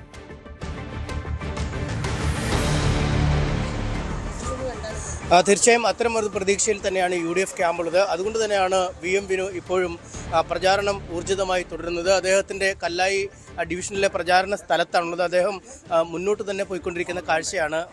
വോട്ടില്ല എന്ന് ഇന്നലെ കണ്ടെത്തുന്നു, നിയമ നടപടികളുമായി മുന്നോട്ട് വന്നിരിക്കുന്നു. പക്ഷേ അതിനിടയിലും പ്രചരണം മുന്നോട്ട് തന്നെ പോവുകയാണ്. തീർച്ചയായിട്ടും അത് പ്രചരണത്തിൽ നമ്മളൊരു കാരണം വെച്ചാലും പിന്മാറുന്ന പ്രശ്നമേ ഇല്ല. മുന്നോട്ട് വെച്ചാൽ പിന്നോട്ട് ശീലിച്ചിട്ടില്ല. അതുകൊണ്ട് നമ്മൾ പൂർവാദ്യം ഇതൊരു എനർജി കൂടിയുണ്ട് ഇങ്ങനെ വർക്ക് ചെയ്യാണ്ട്. കാരണം ഈ എനർജി നമുക്ക് അവർ തന്നിരിക്കുന്ന വലിയൊരു സമ്പത്താണ്. അതുകൊണ്ട് മുന്നോട്ട് നീ എല്ലാ വാർഡുകളിലും കോർപ്പറേഷൻ്റെ 76 വാർഡുകളിലും ഞാൻ ശക്തമായ പ്രചരണത്തിൽ ആ സ്ഥാനാർത്ഥി ആരും ഇല്ലെങ്കിലും ഉണ്ടാവും. കല്ലായിൽ മാത്രമല്ല കേന്ദ്രീകരിക്കുക, അല്ലല്ല, മൊത്തം നമ്മൾ കോഴിക്കോട് കോർപ്പറേഷൻ്റെ എല്ലാ വാർഡുകളിലും ഞാൻ പോയി പ്രചരണത്തിന് നമ്മളെ UDFൻ്റെ വിജയത്തിന് വേണ്ടി ഞാൻ പോയി. ഈ വോട്ട് എങ്ങനെ നഷ്ടപ്പെട്ടു എന്നാണ് താങ്കൾ ഇപ്പോൾ കരുതുന്നത്? ഈ വോട്ട് നഷ്ടപ്പെട്ടത് എങ്ങനെയായിരിക്കുമെന്നാണ് കരുതുന്നത്? അത് നഷ്ടപ്പെടുത്തിയവർക്കേ അറിയുള്ളൂ, എനിക്കറിയില്ല. നഷ്ടപ്പെടുത്തിയവരുണ്ടല്ലോ അവർക്ക് അറിയുള്ളൂ. ഒരു സാധനം നഷ്ടപ്പെടുത്തുന്നവർക്ക് അറിയാം എങ്ങനെ നഷ്ടപ്പെടുത്തിയില്ല. നമുക്കങ്ങനെ ശീലമല്ലായിരുന്നു. അപ്പോൾ ഞാൻ 45 കൊല്ലമായിട്ട് ഞാൻ എല്ലാ പാർലമെൻറ്റ് ഇലക്ഷനിലും അതുപോലെ തന്നെ അസംബ്ലിയിലും ഈ കോർപ്പറേഷൻ വാർഡിലൊക്കെ ഞാൻ വോട്ട് ചെയ്തതാണ്. അപ്പോൾ എനിക്ക് വോട്ടില്ലാതെ ആവുന്നൊരവസ്ഥയെക്കുറിച്ച് ഞാൻ ചിന്തിക്കുന്നില്ല. അപ്പോൾ ഇങ്ങനൊരവസ്ഥ വന്ന സമയത്ത് ഇത് പൊളിറ്റിക്സ് അല്ലേ. അതിൽ ഒരുപക്ഷെ നമ്മുടെ ഈ മണ്ഡലത്തിൽ ഞാൻ പ്രവർത്തിക്കുന്നു, ഞാൻ സ്ഥാനാർത്ഥിയാവുന്നു എന്ന് പറഞ്ഞപ്പോൾ തന്നെ പലരും എന്നോട് വിളിച്ച് ചോദിച്ചിട്ടുണ്ട്, അല്ല നിങ്ങൾ കോൺഗ്രസിൻ്റെ ആണെന്ന്, നിങ്ങളവിടെ നിൽക്കാൻ പോകുകയാണ് എന്നൊക്കെ ചോദിച്ചിട്ടുണ്ട്. അപ്പോൾ അത് കോൺഗ്രസ് എന്തോ നിശ്ചയിക്കപ്പെട്ട ഒരു പാർട്ടി പോലെയൊക്കെ അവർ ചോദിക്കുന്നു. ദേശീയ പ്രസ്ഥാനവുമായി ബന്ധപ്പെട്ട ഏറ്റവും ശക്തമായ ജനാധിപത്യ ശക്തിയാണ് കോൺഗ്രസ് എന്ന് പറയുന്നത്. അതിൽ വർക്ക് ചെയ്യുന്ന എനിക്ക് അഭിമാനമുണ്ട്. അതുകൊണ്ട് ഞാൻ അവരുടെ ഒരു ഭയമായിരിക്കും. ആരാണ് ഇതിൻ്റെ പുറകിൽ പ്രവർത്തിച്ച് അവർക്ക് എന്തോ ഒരു ഉൾഭയം തോന്നിയിട്ടുണ്ട്. കാരണം ജനങ്ങൾ അവർക്ക് എതിരെ തിരിഞ്ഞുകൊണ്ടിരിക്കുകയാണെന്ന് അവർ മനസ്സിലാക്കി കഴിഞ്ഞിട്ടുണ്ടാകും. അപ്പോൾ എങ്ങനെങ്കിലും ഏത് വഴിക്കെങ്കിലും ഇത് നട്ടിമറച്ചിട്ട് ഇത് അവർക്ക് നേടാനുള്ള ഒരു പ്രവണത എല്ലാ സ്ഥലത്തും നടന്ന മാതിരി തന്നെ, നോർത്ത് ഇന്ത്യയിലും ഒക്കെ നടന്ന പോലെ തന്നെ ആ നയം ഇവിടെ ഇപ്പോൾ സ്വീകരിച്ചുകൊണ്ടിരിക്കുകയാണ്. ഒരു രാഷ്ട്രീയ ഗൂഢാലോചന എന്ന് തന്നെയാണ് കരുതുന്നത്. CPM തന്നെയാണ് പിന്നിലെന്ന്. ഒരു രാഷ്ട്രീയ ഗൂഢാലോചന ഉണ്ട്. അതാരെന്നുള്ളത് ചെയ്തവർക്കേ അറിയുള്ളൂ. ഇതിപ്പം അപ്പീലടക്കം കൊടുക്കാൻ അവസരമുണ്ട്. കാര്യം നമുക്ക് സാധാരണ വോട്ടർ പട്ടികയിൽ പേരില്ലെങ്കിൽ നമ്മൾ പരിശോധിക്കുക, പിന്നീട് അതിൻ്റെ നടപടി. പക്ഷെ താങ്കൾ അങ്ങനെ പോലും ശ്രദ്ധിക്കേണ്ട വന്നില്ല എന്നാണോ? അല്ല, ഇപ്പം ഞങ്ങൾ ഇന്നലെ ആ കളക്ടറെ കണ്ടു, നിവേദനം കൊടുത്തിട്ടുണ്ട്. അദ്ദേഹത്തിന് തീരുമാനം ഉണ്ടാക്കാൻ പറഞ്ഞിട്ടുണ്ട്. ഇനിയിപ്പോൾ അവിടെയും നമുക്ക് നീതി കിട്ടിയിട്ടില്ലെങ്കിൽ നേരെ നീതി കിട്ടുന്ന സ്ഥാപനം ഉണ്ടല്ലോ അവിടെ, ഹൈക്കോടതി ഞങ്ങൾ പോകും. അപ്പോൾ കളക്ടർ അനുകൂലമായി തീരുമാനം എടുക്കാമെന്നാണ് എൻ്റെ വിശ്വാസം. ഇന്നലെ എന്നോട് അങ്ങനെയാണ് പറഞ്ഞിരിക്കുന്നത്. ഇപ്പോൾ പ്രവർത്തകർക്ക് നിങ്ങൾക്കൊക്കെ ഒരു ആവേശം കൂടിയോ ഈ സ്ഥാനാർത്ഥി പ്രചരണം? തീർച്ചയായിട്ടും ഡബിൾ ആവേശത്തിലാണ് എല്ലാവരും ഉള്ളത്. നേരത്തെ ഓടിയതിൻ്റെ 4 ഇരട്ടി സ്പീഡിലാണ് ഇപ്പോൾ ഓടിക്കൊണ്ടിരിക്കുന്നത്. എല്ലാവരും നല്ല ആവേശത്തിലാണ്. സ്ഥാനാർത്ഥി ഉണ്ടാവുമെന്ന കാര്യം ഉറപ്പാണ്. നമ്മൾ അതിനു വേണ്ടി പരിശ്രമിക്കുന്നുണ്ടല്ലോ. അപ്പോൾ എല്ലാ വഴിക്കും നമ്മൾ അതിൻ്റെ അറ്റം വരെ നമ്മൾ അതിന് പരിശ്രമിക്കുന്നുണ്ട്. തീർച്ചയായിട്ടും നമുക്ക് അനുകൂലമായിട്ടുള്ളൊരു നടപടി ഉണ്ടാവും എന്ന് തന്നെയാണ് പ്രതീക്ഷിക്കുന്നത്. ഈ വേറൊരു ബിന്ദു കമനക്കണ്ടി മെഡിക്കൽ കോളേജ് സൗത്ത് അവർക്കും വോട്ടില്ല എന്നാണ്. അവർക്ക് ഈ പകർച്ചവ്യാധി അവർക്കും പിടിവിട്ടു. ഇത് വല്ലാത്തൊരു പകർച്ചവ്യാധി. അപ്പോൾ അത് അവർക്ക് പിടിവിട്ട് എനിക്ക് പിടിവിട്ട് തിരുവനന്തപുരത്തൊരു കുട്ടി അത്യാവശ്യം നിലയിലായി അവൾ റിക്കവർ ചെയ്ത് വന്നു. ഇനിയിപ്പോൾ ഞാനാണ് ഐസിയുലേക്ക് പോയിക്കൊണ്ടിരിക്കുന്നത്. അത് ഞാൻ ജീവനുണ്ടെങ്കിൽ ഞാനത് നേടിയെടുക്കും. ഇനിയിപ്പോൾ മറ്റു വാർഡുകളിലെ പരിശോധനയൊക്കെ പൂർത്തിയായോ? അല്ല, അതൊരു ഇപ്പം എല്ലാവർക്കും സംശയം. അപ്പോൾ ഇതിപ്പോൾ ഇത് ശക്തമായിട്ട് അതല്ല, ഒരു ഗ്രൂപ്പ് ഇപ്പോൾ ഇത് നോക്കുക ആരൊക്കെയാണ് വെട്ടി നിരത്തിയത്, അതിനൊരു ഏർപ്പാടാക്കിയിട്ടുണ്ട് നമ്മൾ. അല്ല, ഇത് എങ്ങനെയാണ് ഈ സ്ഥാനാർത്ഥിയായി അദ്ദേഹം വന്നപ്പോൾ നിങ്ങൾക്കൊരു ആവേശമുണ്ടായിരുന്നു, പ്രചരണം സാധാരണഗതിയിൽ തുടങ്ങി, പക്ഷേ വോട്ടില്ലെന്ന് അറിഞ്ഞതോടുകൂടി കുറച്ചുകൂടെ ഒരു ആവേശം കൂടി തോന്നുന്നു. നീതി നിഷേധത്തിനെതിരെ ഒരു പ്രത്യാശയോട് കൂടിയിട്ടാണ് ഇവിടെയുള്ള ഐക്യ ജനാധിപത്യ മുന്നണിയുടെ പ്രവർത്തകരും നേതാക്കളും എല്ലാം തന്നെയുള്ളത്. കാരണം ഇന്ത്യയിൽ ജീവിക്കാനുള്ള അവകാശം ഇപ്പോൾ നോർത്ത് ഇന്ത്യയിലെ പോലെ കേരളത്തിലേക്കും അത് വ്യാപിച്ചോ എന്ന് സംശയിക്കുന്നു. സംശയദൃഷ്ടിയോടെയാണ് ഇത് നോക്കിക്കാണുന്നത്. ഞങ്ങൾ ഇന്ത്യൻ ഭരണഘടനയിൽ അടിയുറച്ച് വിശ്വസിക്കുന്ന ഓരോ പൗരൻ്റെയും അവകാശങ്ങളാണ്. അത് നേടിയെടുക്കേണ്ട സ്ഥാപനത്തിൽ പോയി നേടിയെടുക്കും. VM വിനു തന്നെ കോഴിക്കോട് കോർപ്പറേഷനെ നയിക്കാൻ മുമ്പിലുണ്ടാകും എന്ന് ഞങ്ങൾ പ്രത്യാശിക്കുന്നു. ഇതാണ് സാഹചര്യം. രണ്ടാമതൊരു സ്ഥാനാർത്ഥിക്ക് കൂടെ വോട്ടില്ല എന്ന് കണ്ടെത്തിയിരിക്കുന്നു. പക്ഷേ ആവേശത്തിനൊട്ടും കുറവില്ല. എന്ത് വന്നാലും പ്രദർശനം മുന്നോട്ട് നീങ്ങും. ഈ ഷോ മസ്റ്റ് ഗോ എന്നല്ലേ നിങ്ങളുടെ സിനിമാ ഭാഷയിൽ പറഞ്ഞ, എന്ത് വന്നാലും ഷോ മസ്റ്റ് ഗോ ആണ്. അത് തന്നെ കറക്റ്റ്. ആ ലൈനിൽ തന്നെ നമ്മൾ മുന്നോട്ട് നീങ്ങും. അതാണ്, പ്രദർശനം മുന്നോട്ട് പോവുക തന്നെ ചെയ്യും. അദ്ദേഹം കൂടുതൽ ഊർജിതമായി തെരഞ്ഞെടുപ്പ് പ്രചാരണ രംഗത്തുണ്ട്. ഒപ്പം പ്രവർത്തകരുടെ എണ്ണത്തിലൊക്കെ സാധാരണഗതിയിൽ ഈ ഒരു കോർപ്പറേഷൻ വാർഡിലൊക്കെ പറഞ്ഞതിന് 3-4 പേരൊക്കെയാണ് കൂടെ ഉണ്ടാവുന്നതെങ്കിൽ ഇത്തവണ അതിൻ്റെ ഇരട്ടി ആളുകളാണ് അദ്ദേഹത്തോടൊപ്പമുള്ളത്. ഒപ്പം കല്ലായി ഡിവിഷനിൽ മാത്രമല്ല എല്ലാ ഡിവിഷനുകളിലും പ്രചാരണത്തിനായി പോകുമെന്നും VM വിനു പറയുന്നു. യെസ്, അനീഷാണ് അവിടെ നിന്ന് വാർത്തയുടെ വിശദാംശങ്ങൾ നൽകുന്നത്. അതായത് വോട്ടർ പട്ടികയിൽ പേരില്ല എങ്കിൽ പോലും താൻ പ്രചാരണവുമായി മുന്നോട്ട് തന്നെയാണ്, മുന്നോട്ട് വെച്ച കാൽ പിന്നോട്ട് വെക്കില്ല എന്ന് തന്നെയാണ് അദ്ദേഹം പറയുന്നത്. അതിൽ നിന്ന് തന്നെ വലിയ പ്രതീക്ഷയിലാണ്. കോടതിയുടെ ഭാഗത്ത് നിന്ന് അനുകൂലമാകുന്ന സമീപനം ഉണ്ടാകും എന്നാണ് അവർ പ്രതീക്ഷിക്കുന്നത് എന്ന് വേണം മനസ്സിലാക്കാൻ. ഇനി തിരുവനന്തപുരത്തേക്ക് വരുമ്പോൾ അവിടെ പ്രതിസന്ധി നേരിട്ടത് മുട്ടടയിലെ സ്ഥാനാർത്ഥിയായ വൈഷ്ണവ സുരേഷാണ്. ഇന്ന് ജില്ലാ കളക്ടർക്ക് മുമ്പാകെ ഹിയറിംഗിന് വൈഷ്ണവ ഹാജരാകുന്നുണ്ട്. ഹൈക്കോടതിയിൽ നിന്ന് കഴിഞ്ഞ ദിവസം വൈഷ്ണവയ്ക്ക് അനുകൂലമായ പരാമർശങ്ങൾ, വാക്കാലുള്ള പരാമർശങ്ങൾ ഉണ്ടായിരുന്നു. അതുകൊണ്ട് തന്നെ വലിയ പ്രതീക്ഷയുണ്ട് എന്ന് വേണം നമുക്ക് മനസ്സിലാക്കാൻ. സാരംഗ് ചേരുന്നുണ്ട്. സാരംഗ്, കോടതിയുടെ ഭാഗത്തു നിന്നുണ്ടായ അനുകൂല പരാമർശങ്ങൾ, അതിൽ പ്രതീക്ഷയർപ്പിച്ച് തന്നെയാണോ വൈഷ്ണവ് മുന്നോട്ട് പോകുന്നത്?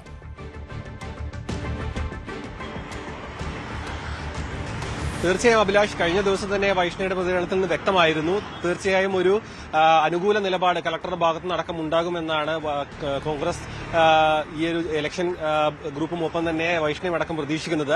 ഇന്ന് വൈകുന്നേരം 3 മണിക്കാണ് കളക്ടറുടെ ഹിയറിംഗ് തീരുമാനിച്ചിരിക്കുന്നത്. ആ സമയത്ത് ഈ ഒരു പരാതിക്കാരനും ഒപ്പം വൈഷ്ണവും ഹാജരാകാനാണ് ഹൈക്കോടതിയുടെ നിർദ്ദേശം ഉണ്ടായിരിക്കുന്നത്. ഇതിൽ കൃത്യമായി, അതായത് 2 ദിവസം വ്യാഴാഴ്ചക്കകം കൃത്യമായി ഒരു ഹിയറിംഗ് നടത്തി ഒരു തീരുമാനം കോടതിയെ അറിയിക്കണമെന്നാണ് ഇപ്പോൾ, അതായത് തീരുമാനമെടുക്കണമെന്നാണ് ഇപ്പോൾ ഹൈക്കോടതിയുടെ നിർദ്ദേശം വന്നിരിക്കുന്നത്. ഇതിൽ കൃത്യമായും കോൺഗ്രസ് വിഭാഗവും ഒപ്പം വൈഷ്ണവ് അടക്കം പറയുന്നത് ഒരു രാഷ്ട്രീയ പകപോക്കലിന്റെ ഭാഗമായിട്ട്, അതായത് 24 വയസ്സ് മാത്രമുള്ള ഒരു സ്ഥാനാർത്ഥിക്ക് ഈ സ്ഥാനാർത്ഥി ഇതിൽ നിന്നും മാറ്റി നിർത്തിക്കൊണ്ട്, ആ മുട്ടട എന്ന് പറയുന്നത് തന്നെ CPM-ന് വലിയ ഭൂരിപക്ഷമുള്ള ഒരു വാർഡ് തന്നെയാണ്. അപ്പോൾ ആ ഒരു ഇത്തരത്തിൽ ഒരു യുവ നേതൃത്വം വരുമ്പോൾ അതിൽ നിന്നും മാറ്റി നിർത്തിക്കൊണ്ട് ഈ ഒരു രാഷ്ട്രീയം കളിക്കുകയാണ് CPM അടക്കം എന്നായിരുന്നു ഇന്നലെ അടക്കം വൈഷ്ണവും കോൺഗ്രസ് നേതാക്കളടക്കം പരാമർശിച്ചത്. അത്തരത്തിലുള്ള ഒരു നീക്കം ഇത്തരത്തിൽ, അതായത് പരാതിക്കാരനടക്കം കൂടുതൽ തെളിവുകളുമായി മുന്നോട്ട് വരുമോ എന്ന കാര്യം വ്യക്തമല്ല. കഴിഞ്ഞ പ്രാവശ്യം ഹിയറിംഗിന് ഹാജരാവാൻ പറഞ്ഞ സമയത്ത് പോലും പരാതിക്കാരൻ ഹാജരായിരുന്നില്ല. അതുകൊണ്ട് തന്നെ ഇന്നത്തെ ഹിയറിംഗ് വൈഷ്ണവ്ക്കും വളരെ പ്രധാനപ്പെട്ടതാണ്. ഇന്നത്തെ ഹിയറിംഗിന് ശേഷം കളക്ടർ എടുക്കുന്ന തീരുമാനത്തിന്റെ അടിസ്ഥാനത്തിലായിരിക്കും സ്ഥാനാർത്ഥിത്വവുമായി ബന്ധപ്പെട്ട കൂടുതൽ തീരുമാനങ്ങൾ ഉണ്ടാവുക. നിലവിൽ കോൺഗ്രസ് ഗ്രൂപ്പും ഒപ്പം തന്നെ ഈ ഒരു ഇലക്ഷനുമായി ബന്ധപ്പെട്ട് നിൽക്കുന്ന പ്രവർത്തകരടക്കം ഇതിലൊരു അനുകൂല നിലപാട് ഉണ്ടാകുമെന്നാണ് മനസ്സിലാക്കുന്നത്. കാരണം ഇന്നലെ തന്നെ ഉണ്ടായിരുന്ന കോടതിയുടെ പരാമർശം, അതായത് ഇത്തരത്തിൽ ഈ ഒരു രാഷ്ട്രീയം കളിക്കരുത് എന്നതടക്കമുള്ള കോടതിയുടെ പരാമർശം അടക്കം വൈഷ്ണവ്ക്ക് അനുകൂലമായിട്ടാണ് കോൺഗ്രസ് വിഭാഗമടക്കം കണക്കാക്കുന്നത്. അതുകൊണ്ട് തന്നെ ഇന്നത്തെ ഹിയറിംഗ് അനുകൂലമായിരിക്കും. ഒപ്പം സ്ഥാനാർത്ഥിത്വവുമായി മുന്നോട്ട് പോകാൻ കഴിയും എന്ന് തന്നെയാണ് വൈഷ്ണവ് അടക്കം മുൻകൂട്ടി കാണുന്നത്. കഴിഞ്ഞ ദിവസം മാധ്യമങ്ങളോട് പ്രതികരിച്ചതിനൊപ്പം തന്നെ വീണ്ടും സജീവമായി വോട്ട് അഭ്യർത്ഥിച്ചുകൊണ്ട് ജനങ്ങളിലേക്ക് വൈഷ്ണവ് ഇറങ്ങിയിരുന്നു. ഇന്നും ഗൃഹസന്ദർശനം അടക്കം ഉണ്ടെന്നാണ് മനസ്സിലാക്കാൻ കഴിയുന്നത്. തുടർന്ന് വരുന്ന ദിവസങ്ങളിലും ഇതുമായി മുന്നോട്ട് പോകാൻ, അതായത് ഈ ഒരു ഹിയറിംഗ് നടക്കുന്നതിനൊപ്പം തന്നെ ഗൃഹസന്ദർശനവും വോട്ടഭ്യർത്ഥനയുമായി മുന്നോട്ട് പോകുക തന്നെയാണ് വൈഷ്ണയും മുട്ടടയിലെ കോൺഗ്രസ് പ്രവർത്തകരടക്കം. ഇന്നത്തെ 3 മണിയുടെ ഹിയറിംഗോടുകൂടി തന്നെ ഇതിൽ കൃത്യമായ ഒരു തീരുമാനം വരുമെന്നാണ് പ്രതീക്ഷിക്കുന്നത്. അഭിലാഷ്.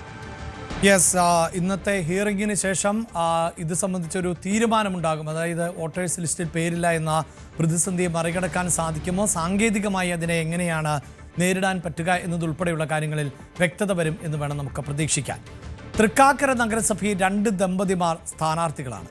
LDF സ്ഥാനാർത്ഥികളായി CA നിഷാദും ഭാര്യ റസിയ നിഷാദും മത്സരിക്കുമ്പോൾ NDA സ്ഥാനാർത്ഥികളായി സിബിനും ഭാര്യ രേഷ്മ കുമാരനും മത്സര രംഗത്തുണ്ട്.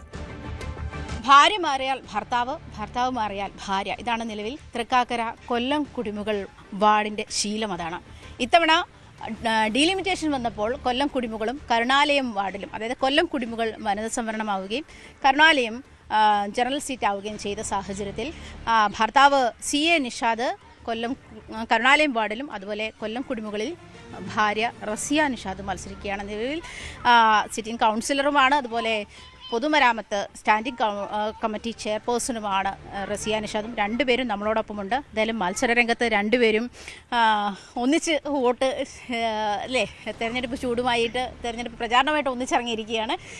എങ്ങനെയുണ്ട് പ്രചാരണ രീതികളും അല്ലെങ്കിൽ റെസ്പോൺസും ഒക്കെ എങ്ങനെയുണ്ട്? ഞങ്ങൾക്ക് വാർഡിലെ എല്ലാവരെയും നേരിട്ട് അറിയാവുന്നത് കൊണ്ട് തന്നെ ഇതൊരു പുതുമ എന്ന് പറയാനില്ല.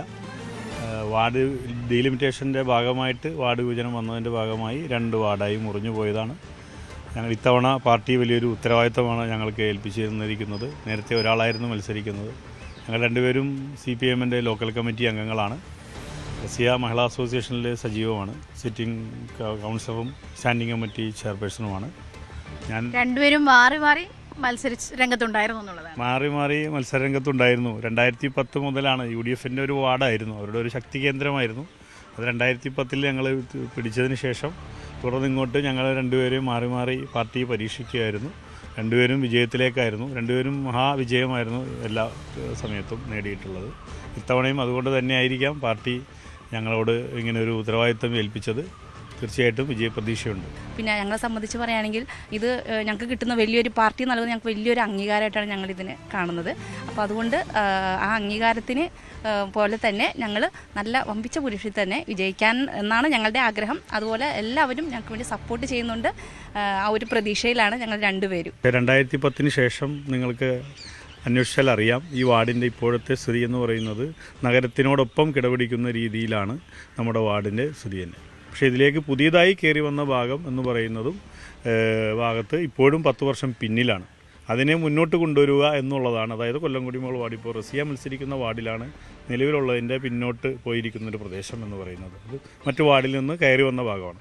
അപ്പോൾ അതാണ് ഞങ്ങളുടെ ശ്രദ്ധാകേന്ദ്രം. അവിടെ മാക്സിമം വികസനം കൊണ്ടുവന്ന് ഇതോടൊപ്പം തന്നെ കൊച്ചിയെ പോലുള്ള മഹാനഗരത്തിൽ കൊല്ലംകുടിമുകളുടെ ഒരു പ്രത്യേക സ്ഥാനം ഉണ്ടാക്കിയെടുക്കുക എന്നുള്ളത് തന്നെയാണ് ഞങ്ങളുടെ ആഗ്രഹം.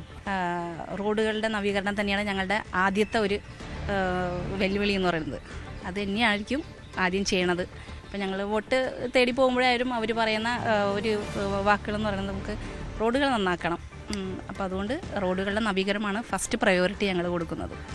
തീർച്ചയായും ഇത്തവണയും 2 പേരും വിജയിക്കുമെന്നുള്ളതിൽ നാട്ടുകാരുടെ ഭാഗത്തു നിന്നുള്ള എല്ലാവിധ സപ്പോർട്ടും ഉണ്ട്. അതുകൊണ്ട് തന്നെ വിജയിക്കും എന്നുള്ള പൂർണ്ണമായ വിശ്വാസം ഞങ്ങൾക്കുണ്ട്. 2010 മുതൽ മത്സരരംഗത്തുള്ള LDF ദമ്പതികൾക്ക് പിന്നാലെ 2 പേര് കൂടി, ഒരു ദമ്പതികൾ കൂടി മത്സരരംഗത്തുണ്ട്. അതും തൃക്കാക്കര നഗരസഭയിലെ 36-ാം ഡിവിഷനും 37-ാം ഡിവിഷനുമാണ് പാർട്ടി 2 പേർക്കും നൽകിയിരിക്കുന്നത്. 36-ാം ഡിവിഷനിൽ സിബിനും ഭാര്യ രേഷ്മ കുമാരൻ 37-ാം ഡിവിഷനിലും മത്സരിക്കുകയാണ്. എന്തായാലും ഈ ദമ്പതിമാർ തമ്മിലുള്ള ഒരു ദമ്പതിമാർ മത്സരരംഗത്ത് ഇറങ്ങിയിരിക്കുന്നു എന്നുള്ള തൃക്കാക്കര നഗരസഭയുടെ പ്രത്യേകതയായിട്ട് മാറുകയാണ്. അപ്പോൾ ആദ്യമായിട്ടാണ് മത്സരരംഗത്ത് 2 പേരും ഉള്ളതെന്ന് പറഞ്ഞു. അപ്പോൾ എങ്ങനെയുണ്ട് തെരഞ്ഞെടുപ്പ് ചൂടും അതിൻ്റെ പ്രചാരണങ്ങളും ഒക്കെ? പ്രചാരണം നമ്മൾ തുടങ്ങിയിട്ടുണ്ട്. ഏറ്റവും കാര്യക്ഷമ രീതിയിൽ ഏറ്റവും ഭംഗിയായിട്ട് നടപ്പിലാക്കണമെന്ന് തന്നെയാണ്. വിജയമാണല്ലോ നമ്മുടെ ലക്ഷ്യം. പിന്നെ എന്താ പറയുക, ഒരു നാണയത്തിൻ്റെ മറുവശങ്ങളെന്ന് പറയുന്ന പോലെ വിജയവും ഉണ്ടാവും പരാജയവും ഉണ്ടാവും. 2നെ നമ്മൾ അംഗീകരിക്കുന്നു. ജനങ്ങൾ തീരുമാനിക്കട്ടെ ആര് ഭരണസ്ഥാനത്തേക്ക് വരണം, ആർക്കതിൽ മുന്നോട്ട് നിൽക്കണം, ജനങ്ങൾ തീരുമാനിക്കട്ടെ. നരേന്ദ്രമോദി സർക്കാർ ഇന്ന് വരെയും കൊണ്ടുവന്നത് എല്ലാവർക്കും അറിയാവുന്ന കാര്യങ്ങൾ തന്നെയാണ്. ഇപ്പോൾ ബീഹാറിൽ നടന്നതുപോലെ തന്നെ നമ്മുടെ തൃക്കാക്കര നഗരസഭയിൽ നടക്കില്ല എന്നില്ല. അപ്പം നമ്മുടെ ലക്ഷ്യം എന്നുള്ളത് BJPക്ക് ഒരു സീറ്റ് എന്നുള്ളതാണ് പ്രഖ്യാപിച്ചുകൊണ്ട് ഞാൻ നിൽക്കുന്നതാണ്. എന്നെ സംബന്ധിച്ചിടത്തോളം അഴിമതി മുക്തം എന്നുള്ളൊരു ആശയമാണ് ഞാൻ മുന്നോട്ട് വയ്ക്കുന്നത്. നമുക്കറിയാം എന്തിലും ഏതെടുത്ത് നോക്കിയാലും അതിലൊരു മറുപുറമുണ്ടാകും. പക്ഷേ ആ ഒരു ആശയത്തിൽ അഴിമതി മുക്തം മാറ്റിയിട്ട് അഴിമതിയെ രഹിതം എന്നൊരാശയത്തിലേക്ക് എത്തിക്കുക എന്നതാണ് എൻ്റെ ഏറ്റവും വലിയ പ്രധാന ആശയമായിട്ട് ഞാൻ കാണുന്നത്. ഇത്രയും കാലം ഭരിച്ചവർ അവിടെ കെട്ടിക്കിടക്കുന്ന ഫണ്ടുകൾ എന്ത് ചെയ്തു, അതുപോലെ തന്നെ നമ്മുടെ വികസനം വരുന്നതെന്ന് വെച്ച് കഴിഞ്ഞാൽ ഞാൻ പറയുകയാണെങ്കിൽ 5 കൊല്ലം ഭരിക്കുന്നത് ലാസ്റ്റ് ഘട്ടങ്ങളിൽ മാത്രമാണ് ഇവിടെ റോഡ് ടാറിങ്, അതുപോലെ തന്നെ കാന ക്ലീൻ ചെയ്യൽ, അങ്ങനെ നിരവധി എല്ലാ കാര്യങ്ങളും ചെയ്യുന്നത് ഈ 5ാമത്തെ കൊല്ലം ഭരിച്ച് 4 കൊല്ലം കഴിഞ്ഞ് ഒരു 3 മാസം അല്ലെങ്കിൽ 2 മാസം, അതായത് ഇലക്ഷൻ മുന്നിൽ കണ്ടുകൊണ്ട് ചെയ്യുന്ന പ്രവൃത്തികൾ കുറേയുണ്ട് ഇവിടെ. എന്തായാലും തൃക്കാക്കര നഗരസഭയിൽ 2 ദമ്പതിമാരാണ് മത്സര രംഗത്തുള്ളത്. എന്തായാലും കുടുംബസമേതം തെരഞ്ഞെടുപ്പ് പ്രചാരണത്തിൽ ഇറങ്ങുന്നു. അത് മാത്രമല്ല കുടുംബസമേതം ആ വാർഡിനും അല്ലെങ്കിൽ ആ ഡിവിഷനും വേണ്ടിയിട്ടുള്ള വികസന മാതൃകകൾ പ്ലാൻ ചെയ്യുന്നു, പദ്ധതികൾ പ്ലാൻ ചെയ്യുന്നു. രസകരമായ അനുഭവങ്ങളാണ്. എന്തായാലും മത്സര രംഗത്തുള്ള എല്ലാവർക്കും വിജയാശംസകൾ. കൊച്ചിയിൽ നിന്നും ക്യാമറാമാൻ ശ്യാംലാലിനൊപ്പം ആജ്ഞ രവീന്ദ്രൻ, ന്യൂസ് 18. അതേസമയം കോട്ടയ്ക്കൽ നഗരസഭയിലെ 32ാം വാർഡിലെ വിമത നീക്കം UDF പരിഹരിച്ചത് അസാധാരണ രീതിയിലൂടെയാണ്. കോൺഗ്രസിന് അനുവദിച്ച 32 വാർഡിൽ മത്സരിക്കാൻ ഒരുങ്ങിയ ലീഗ് വിമതനെ കൈപ്പത്തി ചിഹ്നത്തിൽ മത്സരിപ്പിച്ചാണ് UDF പ്രശ്നം പരിഹരിച്ചത്. ലീഗ് നേതാവായ മാങ്ങാടൻ അബ്ദുവാണ് 32ാം വാർഡിൽ കൈപ്പത്തി ചിഹ്നത്തിൽ മത്സരിക്കുന്നത്. കോൺഗ്രസ് നേരത്തെ പ്രഖ്യാപിച്ച സ്ഥാനാർത്ഥിയായ ബാബൂട്ടി മത്സരത്തിൽ നിന്ന് പിന്മാറി. കോട്ടയ്ക്കൽ നഗരസഭയിലെ 32ാം വാർഡിൽ കോൺഗ്രസിന് അനുവദിച്ച സീറ്റിൽ ലീഗ് വിമതൻ മത്സരിക്കുന്നതായിരുന്നു UDFന് മലപ്പുറത്ത് തലവേദനയായിരുന്നത്. എന്നാൽ ഈ പ്രശ്നം വളരെ രമ്യമായിട്ടാണ് പരിഹരിച്ചത്. 32ാം വാർഡിൽ കോൺഗ്രസിന്റെ സീറ്റിൽ മത്സരിക്കാൻ ഒരുങ്ങിയ ലീഗ് വിമതനായ മാങ്ങാടൻ അബ്ദുവിനെ കൈപ്പത്തി ചിഹ്നത്തിൽ മത്സരിക്കാൻ അനുവദിച്ചുകൊണ്ടാണ് ഈ പ്രശ്നത്തിന് പരിഹാരമായത്. കോൺഗ്രസിന് സീറ്റുമായി, ലീഗ് നേതാവിന് മത്സരിക്കാനുള്ള അവസരവുമായി. കോൺഗ്രസ് അവിടെ പ്രഖ്യാപിച്ച സ്ഥാനാർത്ഥിയായ മാങ്ങാടൻ ബാവൂട്ടി എന്ന മരക്കാർ മത്സരത്തിൽ നിന്ന് പിന്മാറുകയും ചെയ്തു. അങ്ങനെയാണ് ഈ ഒരു പ്രശ്നത്തിന് പരിഹാരമുണ്ടാക്കിയത്. ഇതേക്കുറിച്ച് ലീഗിൻ്റെയും കോൺഗ്രസിൻ്റെയും നേതാക്കൾ പറഞ്ഞത് ഇപ്രകാരമാണ്. UDFിലെ പ്രശ്നം എന്ന് പറഞ്ഞാൽ ഞങ്ങൾ 2 സംഘടനകളാണല്ലോ. അപ്പോൾ അതിൽ ഈ തെരഞ്ഞെടുപ്പ് വന്നപ്പോൾ ആ വാർഡിനെ സംബന്ധിച്ച് മാത്രം ഒരു തർക്കമുണ്ടായി. അയാളുടെ മുൻപത്തെ ഒരു കൗൺസിലർ, 2 ടൈം മുമ്പത്തെ ഒരു കൗൺസിലർ അവിടെ മത്സരരംഗത്ത് വന്നിരുന്നു. അത് ഞങ്ങളെ സാദിഖ് അലി ശിഹാബ് തങ്ങൾ അദ്ദേഹവും അതുപോലെ തന്നെ ആദരണീയനായ PK കുഞ്ഞാലിക്കുട്ടിയും സാഹിബും AP അനിൽകുമാർ MLA ഒക്കെ ബന്ധപ്പെട്ടിട്ട് ഒരു സൊല്യൂഷൻ ഉണ്ടാക്കി. അത് ഞങ്ങളെല്ലാവരും അംഗീകരിച്ചു. അതുപ്രകാരം ആ വാർഡിൽ വിമതനായി വരുമെന്ന് വിചാരിച്ചിരുന്ന അദ്ദേഹത്തിന് കോൺഗ്രസിൻ്റെ സ്ഥാനാർത്ഥിയായിട്ട് കൈപ്പത്തി ചിഹ്നത്തിൽ മത്സരിക്കാൻ വേണ്ടിയിട്ട് ഉള്ള ഒരു പരിഹാരം. ഓരോ വിഷയങ്ങളും അതിൻ്റെ മെറിറ്റ് നോക്കിയിട്ട് നമ്മൾ ആ പ്രശ്നം പരിഹരിക്കാൻ വേണ്ടിയിട്ടാണ് നമ്മൾ അത്തരത്തിൽ തീരുമാനമെടുത്തുള്ളത്. നമ്മുടെ നേതൃത്വം അറിഞ്ഞുകൊണ്ട് തന്നെയാണ് അത്തരത്തിൽ തീരുമാനമെടുത്തിട്ടുള്ളത്. കോൺഗ്രസിൻ്റെയും ലീഗിൻ്റെയും ഒക്കെ നേതൃത്വം പറഞ്ഞതിൻ്റെ അടിസ്ഥാനത്തിലും ഞങ്ങൾക്ക് ആ വിഷയങ്ങൾ തീരുകയും കോട്ടയ്ക്കൽ UDF എന്ത് വിട്ടുവീഴ്ച ചെയ്യുകയും തീർക്കുക എന്നുള്ള അടിസ്ഥാനപരമായിട്ടുള്ള ആ കർത്തവ്യത്തിലേക്ക് കടക്കുകയാണ് അത്തരത്തിലുള്ള തീരുമാനത്തിലൂടെ ചെയ്തത്. എന്ത് തന്നെയാണെങ്കിലും കോട്ടയ്ക്കലിൽ UDF ശക്തമായ രീതിയിൽ മുന്നോട്ട് പോകുന്നു. അവിടെ നമ്മുടെ മാങ്ങാടൻ അബ്ദു കൈപ്പത്തി ചിഹ്നത്തിൽ മത്സരിക്കും. ഞങ്ങൾക്ക് അതൊരു വിഷയമായിട്ട് തോന്നിയിട്ടില്ല. അവിടുത്തെ ലീഗുകാർക്കാണെങ്കിലും അവിടുത്തെ കോൺഗ്രസ്സുകാർക്കാണെങ്കിലും ഈ വിഷയത്തിൽ ഒറ്റക്കെട്ടാണ്. ഞങ്ങളവിടെ ജയിക്കുക തന്നെ ചെയ്യുന്നത്. ലീഗിൻ്റെ മെമ്പർഷിപ്പ് നിലനിർത്തിക്കൊണ്ട് തന്നെയാണ് താൻ കൈപ്പത്തി ചിഹ്നത്തിൽ മത്സരിക്കുന്നതെന്ന് മാങ്ങാടൻ അബ്ദുവും പ്രതികരിച്ചു. ദീർഘവീക്ഷണമുള്ള നേതാക്കന്മാരാണ് UDFിനകത്തുള്ളത്. ഉചിതമായ തീരുമാനം, പക്വതയുള്ള തീരുമാനം എടുക്കാൻ UDF നേതാക്കന്മാർക്ക് സാധിച്ചു. അതുതന്നെയാണ് കോട്ടയ്ക്കലിലെ ഏറ്റവും വലിയ വിജയം. നിങ്ങളെ ബന്ധു കൂടി ആയതുകൊണ്ട് ആളെ പിന്മാറ്റൽ വലിയ ബുദ്ധിമുട്ടായില്ല? പിന്മാറ്റം ഇതിനകത്തില്ല. ഞങ്ങളെ സംബന്ധിച്ചിടത്തോളം UDF ആണ്. ഞാൻ ഒരു മുസ്ലിം ലീഗ് പ്രവർത്തകനാണ്. UDF എടുത്ത തീരുമാനത്തെ ഞങ്ങൾ സ്വാഗതം ചെയ്തു. ഞങ്ങളുടെ വാർഡിൽ UDF വിജയിക്കുക എന്നുള്ളതാണ് ഞങ്ങളുടെ ഉദ്ദേശം. അതിന് മുസ്ലിം ലീഗും കോൺഗ്രസും ഒരുമിച്ച് അവിടെ പ്രവർത്തിക്കും. ഈ പോരാട്ടത്തിൽ വലിയ വിജയം ഞങ്ങൾ വിജയിക്കും. ലീഗിലെ മെമ്പർഷിപ്പ് രാജിവെച്ചിട്ടാണോ കൈപ്പത്തി ചിഹ്നത്തിൽ മത്സരിക്കുന്നത്? അങ്ങനത്തെ ഒരു തീരുമാനം ഇതുവരെ എടുത്തിട്ടില്ല, ഞങ്ങൾ ആലോചിച്ചിട്ടില്ല. എന്നോട് എൻ്റെ നേതൃത്വം പറഞ്ഞു കൈപ്പത്തി ചിഹ്നത്തിൽ മത്സരിക്കണമെന്ന് പറഞ്ഞു. അതിൻ്റെ ഭാഗമായിട്ട് ഞങ്ങൾ മത്സരിക്കുന്നു. ഇന്നലെ കോൺഗ്രസ് പാർട്ടിയുടെ മീറ്റിങ്ങിനകത്ത് എന്നെ വിളിച്ചിട്ടുണ്ടായിരുന്നു. ആ മീറ്റിംഗ് കഴിഞ്ഞതിന് ശേഷം ഞാൻ അവിടെ ചെന്നു. എന്നെ അവർ എനിക്ക് ഷാളണിയിച്ചു. എന്താണെങ്കിലും പ്രശ്നത്തിന് പരിഹാരമായതിൻ്റെ ആശ്വാസത്തിലാണ് UDF നേതൃത്വം. പക്ഷേ ലീഗ് മെമ്പർഷിപ്പ് നിലനിർത്തിക്കൊണ്ട് ഒരാളെ കൈപ്പത്തി ചിഹ്നത്തിൽ മത്സരിപ്പിക്കുന്നതിനെതിരെ കോൺഗ്രസിലെ ചിലരെങ്കിലും എതിരഭിപ്രായം പുറത്തു പറഞ്ഞിട്ടുണ്ട്. എന്നാൽ അത് വലിയ തലവേദനയാക്കാതെ, വലിയ പ്രശ്നമാക്കാതെ മുന്നോട്ട് പോകാനാണ് കോൺഗ്രസിൻ്റെ തീരുമാനം. കോട്ടയ്ക്കിൽ നിന്നും അഖിലോട്ട് പാറയ്ക്കൊപ്പം CV അനുമോദ്, ന്യൂസ് 18. മറ്റു വാർത്തകൾ കൂടി നോക്കാം ഇടവേളയ്ക്ക് ശേഷം.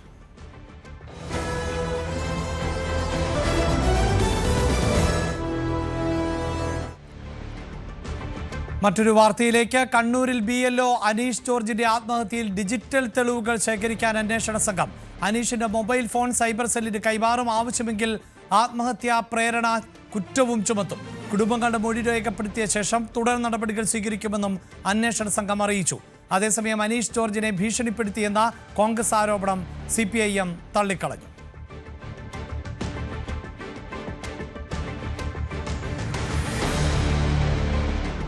സമഗ്ര വോട്ടർ പട്ടിക പരിഷ്കരണത്തിനെതിരെ സംസ്ഥാന സർക്കാർ സുപ്രീം കോടതിയെ സമീപിച്ചു. തദ്ദേശ തെരഞ്ഞെടുപ്പ് പൂർത്തിയാകും വരെ SIR തടയണമെന്നാണ് ഹർജിയിലെ ആവശ്യം. ചീഫ് സെക്രട്ടറിയാണ് ഹർജി നൽകിയത്. SIRഉം തദ്ദേശ തെരഞ്ഞെടുപ്പ് നടപടികളും ഒരേ സമയം നടത്തുന്നത് ഭരണ സംവിധാനം സ്തംഭിപ്പിക്കുമെന്നാണ് ഹർജിയിൽ പറയുന്നത്.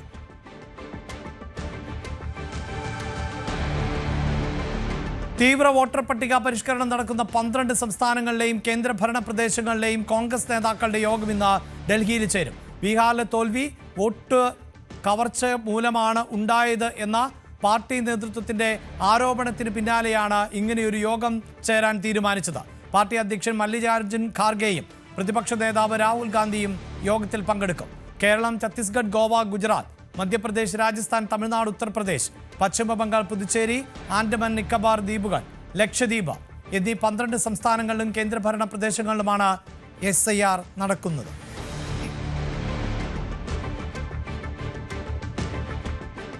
തമിഴ്നാട്ടിൽ റവന്യൂ ജീവനക്കാർ ഇന്നു മുതൽ തീവ്ര വോട്ടർ പട്ടിക പരിഷ്കരണ നടപടികളിൽ സഹകരിക്കില്ല എന്നതാണ് വിവരം. ജില്ലാ കളക്ടർമാർ മാനസികമായി സമ്മർദ്ദത്തിൽ ആക്കുന്നുവെന്ന് ആരോപിച്ചാണ് SIR നടപടികളിൽ നിന്ന് വിട്ടുനിൽക്കുന്നത് എന്നാണ് ജീവനക്കാരുടെ സംഘടനയായ ഫെറ അറിയിച്ചിട്ടുള്ളത്. ശരിയായ പരിശീലനം നൽകാതെയാണ് നടപടികൾക്കായി നിയോഗിച്ചത്. പ്രവർത്തനങ്ങൾക്ക് മതിയായ ജീവനക്കാരില്ല. ആവശ്യത്തിന് ഫണ്ട് അനുവദിച്ചിട്ടില്ല എന്നുമാണ് റവന്യൂ ജീവനക്കാരുടെ പരാതി.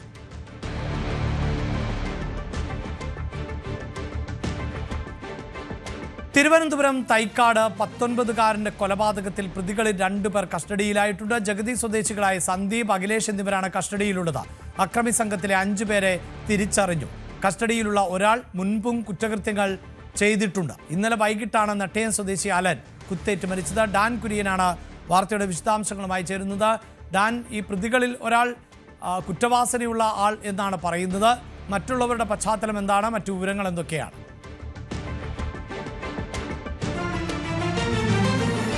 ഇന്നലെ വൈകുന്നേരമാണ് 2 വിദ്യാർത്ഥി സംഘങ്ങൾ തമ്മിൽ ഫുട്ബോൾ കളിയുമായി ബന്ധപ്പെട്ടുണ്ടായ തർക്കം രാജാജി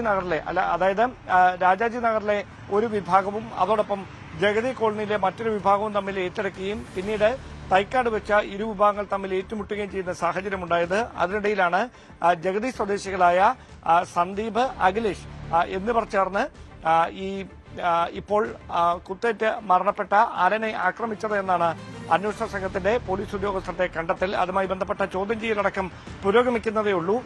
ഈ തർക്കങ്ങളിലേക്ക് നയിച്ച പ്രകോപനം എന്താ എന്നതടക്കമുള്ള കാര്യങ്ങളിൽ വിശദമായ ചോദ്യം ചെയ്യൽ നടന്നുകൊണ്ടിരിക്കുകയാണ്. എന്തായാലും കന്റോൺമെന്റ് അസിസ്റ്റന്റ് കമ്മീഷണറുടെ നേതൃത്വത്തിലാണ് ജഗതിയിൽ നിന്ന് അറസ്റ്റ് ചെയ്തിരിക്കുന്ന, ഇപ്പോൾ കസ്റ്റഡിയിലെടുത്തിരിക്കുന്ന അഖിലേഷിനെയും സന്ദീപിനെയും ചോദ്യം ചെയ്തുകൊണ്ടിരിക്കുന്നത്. അതോടെ എന്താണ് ഈ സംഭവത്തിലേക്ക് നയിച്ചത് എന്ന കാര്യത്തിലൊരു വ്യക്തത വരുമെന്ന പ്രതീക്ഷയിലാണ് പോലീസ് ഉദ്യോഗസ്ഥർ. എടുത്തു പറയേണ്ടുന്ന കാര്യം, കത്തിയല്ല ഉപയോഗിച്ചിരിക്കുന്നതെന്നാണ് പ്രാഥമികമായി ജനറൽ ആശുപത്രിയിൽ ദേഹപരിശോധന നടത്തിയ ഡോക്ടർമാരുടെ കണ്ടെത്തൽ. അതിനു പകരം മൂർച്ചയേറിയ മറ്റൊരു ആയുധം ഹൃദയത്തിൽ തുളച്ചു കയറുന്ന പോലെ ഒറ്റത്തവണ നേർക്ക് കുത്തുകയായിരുന്നു, നെഞ്ചിൽ നേരെ കുത്തിയിറക്കുകയായിരുന്നു. തൽക്ഷണം തന്നെ കുഴഞ്ഞു വീണ മരണം സംഭവിച്ചിട്ടുണ്ട്. കാരണം ഹൃദയത്തിലേക്ക് ആഴ്ന്നിറങ്ങുന്ന തരത്തിലാണ് മുറിവ്. അത് കൊല്ലുക എന്ന ഉദ്ദേശത്തോടെ തന്നെയാണ് ആക്രമിച്ചത് എന്ന ഒരു കണ്ടെത്തലിലേക്കാണ് പോലീസും എത്തുന്നത്. അതുകൊണ്ട് തന്നെ ഇതിന് പിന്നിൽ മറ്റെന്തെങ്കിലും മുൻവൈരാഗ്യങ്ങളുണ്ടോ എന്നതടക്കമുള്ള കാര്യങ്ങളാണ് പോലീസ് പരിശോധിച്ചുകൊണ്ടിരിക്കുന്നത്. എന്തായാലും വളരെ നടക്കമുണ്ടാക്കുന്ന ഒരു സംഭവമാണ്. 18 വയസ്സ് മാത്രം പ്രായമുള്ള ഒരു ചെറുപ്പക്കാരന് ഇത്തരത്തിൽ വളരെ അപ്രതീക്ഷിതമായി ഫുട്ബോൾ കളിയുമായി ബന്ധപ്പെട്ടുണ്ടായ ഒരു തർക്കത്തിന്റെ പേരിൽ ജീവൻ നഷ്ടപ്പെടുക എന്ന് പറയുന്നത് അങ്ങനെ ആർക്കും പെട്ടെന്ന് ഉൾക്കൊള്ളാൻ പറ്റുന്ന ഒരു കാര്യമല്ല. എന്തായാലും പോലീസിന്റെ അന്വേഷണം പുരോഗമിക്കുകയാണ്. വാർത്തയുടെ വിശദാംശങ്ങളാണ് ഡാൻ കുര്യൻ നൽകിയത്. ശബരിമലയിലെ സ്വർണ്ണക്കൊള്ളയിൽ പ്രത്യേക അന്വേഷണ സംഘത്തിന്റെ പരിശോധന പൂർത്തിയായി. ഇന്നലെ ഉച്ചയ്ക്ക് ആരംഭിച്ച പരിശോധന പുലർച്ചെയാണ് അവസാനിച്ചത്. സാമ്പിളുകൾ ശേഖരിച്ചു. SIT സോപാനത്തെ സ്വർണ്ണപ്പാളികൾ തിരികെ സ്ഥാപിച്ചു. ഏറെ സുപ്രധാനമായ പരിശോധനാ നടപടികളാണ് SIT സന്നിധാനത്ത് പൂർത്തിയാക്കിയത്. ഇന്നലെ ഉച്ചയ്ക്ക് തുടങ്ങിയ പരിശോധനകൾ ഇന്ന് പുലർച്ചയോടുകൂടിയാണ് അവസാനിച്ചത്. ഇവിടെ സ്വർണ്ണപ്പാളികൾ ഇളക്കിയുള്ള പരിശോധനയായിരുന്നു. ദ്വാരപാലക ശില്പങ്ങൾക്ക് താഴെയുള്ള പീഠം, കട്ടിളപ്പാളി, അതോടൊപ്പം തന്നെ ഈ ശ്രീകോവിലിന് 3 വശങ്ങളിലുള്ള തൂണുകൾ, 4 തൂണുകളിലെ 3 തൂണുകളിലെ പാളികളും ഇളക്കിയിരുന്നു. ഇന്നലെ ഉച്ചപൂജ കഴിഞ്ഞതോടുകൂടിയാണ് പരിശോധന ആരംഭിച്ചത്. തുടർന്ന് സന്നിധാനത്ത് തന്നെയുള്ള തന്ത്രിയുടെ റൂമിനോട് ചേർന്ന സ്ഥലത്തായിരുന്നു ഈ പരിശോധനാ നടപടികൾ. സ്കാനർ ഉൾപ്പെടെ ഉപയോഗിച്ചുള്ള പരിശോധന പൂർത്തിയാക്കി. ഇതിൻ്റെ അളവ് തൂക്കം പരിശോധിച്ചു. മാത്രമല്ല ഈ പാളികളിൽ നിന്ന് സാമ്പിളുകൾ ശേഖരിക്കുകയും ചെയ്തു. ചെറിയ കഷ്ണങ്ങളായാണ് മുറിച്ചെടുത്തത്. ഇത് വിശദമായ പരിശോധനയ്ക്ക് വിധേയമാക്കും. ഈ മുറിച്ചെടുത്ത വസ്തുക്കളുടെ സാമ്പിളിൻ്റെ അളവ് കൃത്യമായി രേഖപ്പെടുത്തുകയും ചെയ്തു. ദേവസ്വം ബോർഡിൻ്റെ രേഖകളിലും അതോടൊപ്പം തന്നെ SITയുടെ രേഖകളിലും ഈ മുറിച്ചെടുത്ത വസ്തുക്കളുടെ അളവ് കൃത്യമായി രേഖപ്പെടുത്തി. രാഷ്ട്രീയമായി വളരെ പ്രാധാന്യമുള്ളൊരു സമയത്താണ് ഈ പരിശോധന എന്നതുകൂടി ശ്രദ്ധേയമാണ്. തദ്ദേശ തിരഞ്ഞെടുപ്പിൻ്റെ പ്രചരണം വലിയ തോതിൽ സംസ്ഥാനത്ത് നടക്കുമ്പോൾ കേന്ദ്ര ഏജൻസിയുടെ അന്വേഷണം ഉണ്ടായാൽ അത് ഇടത് മുന്നണിക്കുണ്ടാക്കുന്ന ക്ഷീണം ചെറുതായിരിക്കില്ല. അത് ഇടത് കേന്ദ്രങ്ങൾ തിരിച്ചറിയുകയും ചെയ്യുന്നു.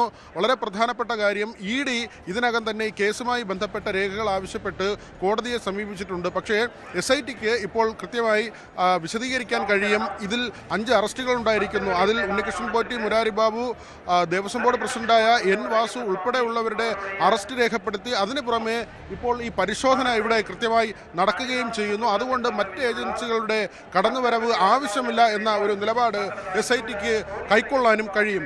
C വിനോദിനൊപ്പം BV Vinod, news 18 Sannidhanam. ശബരിമലയിലെ സ്വർണ്ണക്കവർച്ച കേസിൽ തിരുവിതാംകൂർ ദേവസ്വം ബോർഡ് മുൻ സെക്രട്ടറി S ജയശ്രീയുടെ മുൻകൂർ ജാമ്യാപേക്ഷ ഹൈക്കോടതി ഇന്ന് പരിഗണിക്കും. മുൻകൂർ ജാമ്യാപേക്ഷയെ എതിർത്ത് SIT ഹൈക്കോടതിയിൽ നിലപാട് അറിയിക്കും. ജസ്റ്റിസ് K ബാബു അധ്യക്ഷനായി സിംഗിൾ ബെഞ്ചാണ് മുൻകൂർ ജാമ്യാപേക്ഷ പരിഗണിക്കുന്നത്. S ജയശ്രീയുടെ അറസ്റ്റിന് ഹൈക്കോടതിയുടെ വിലക്കുണ്ട്.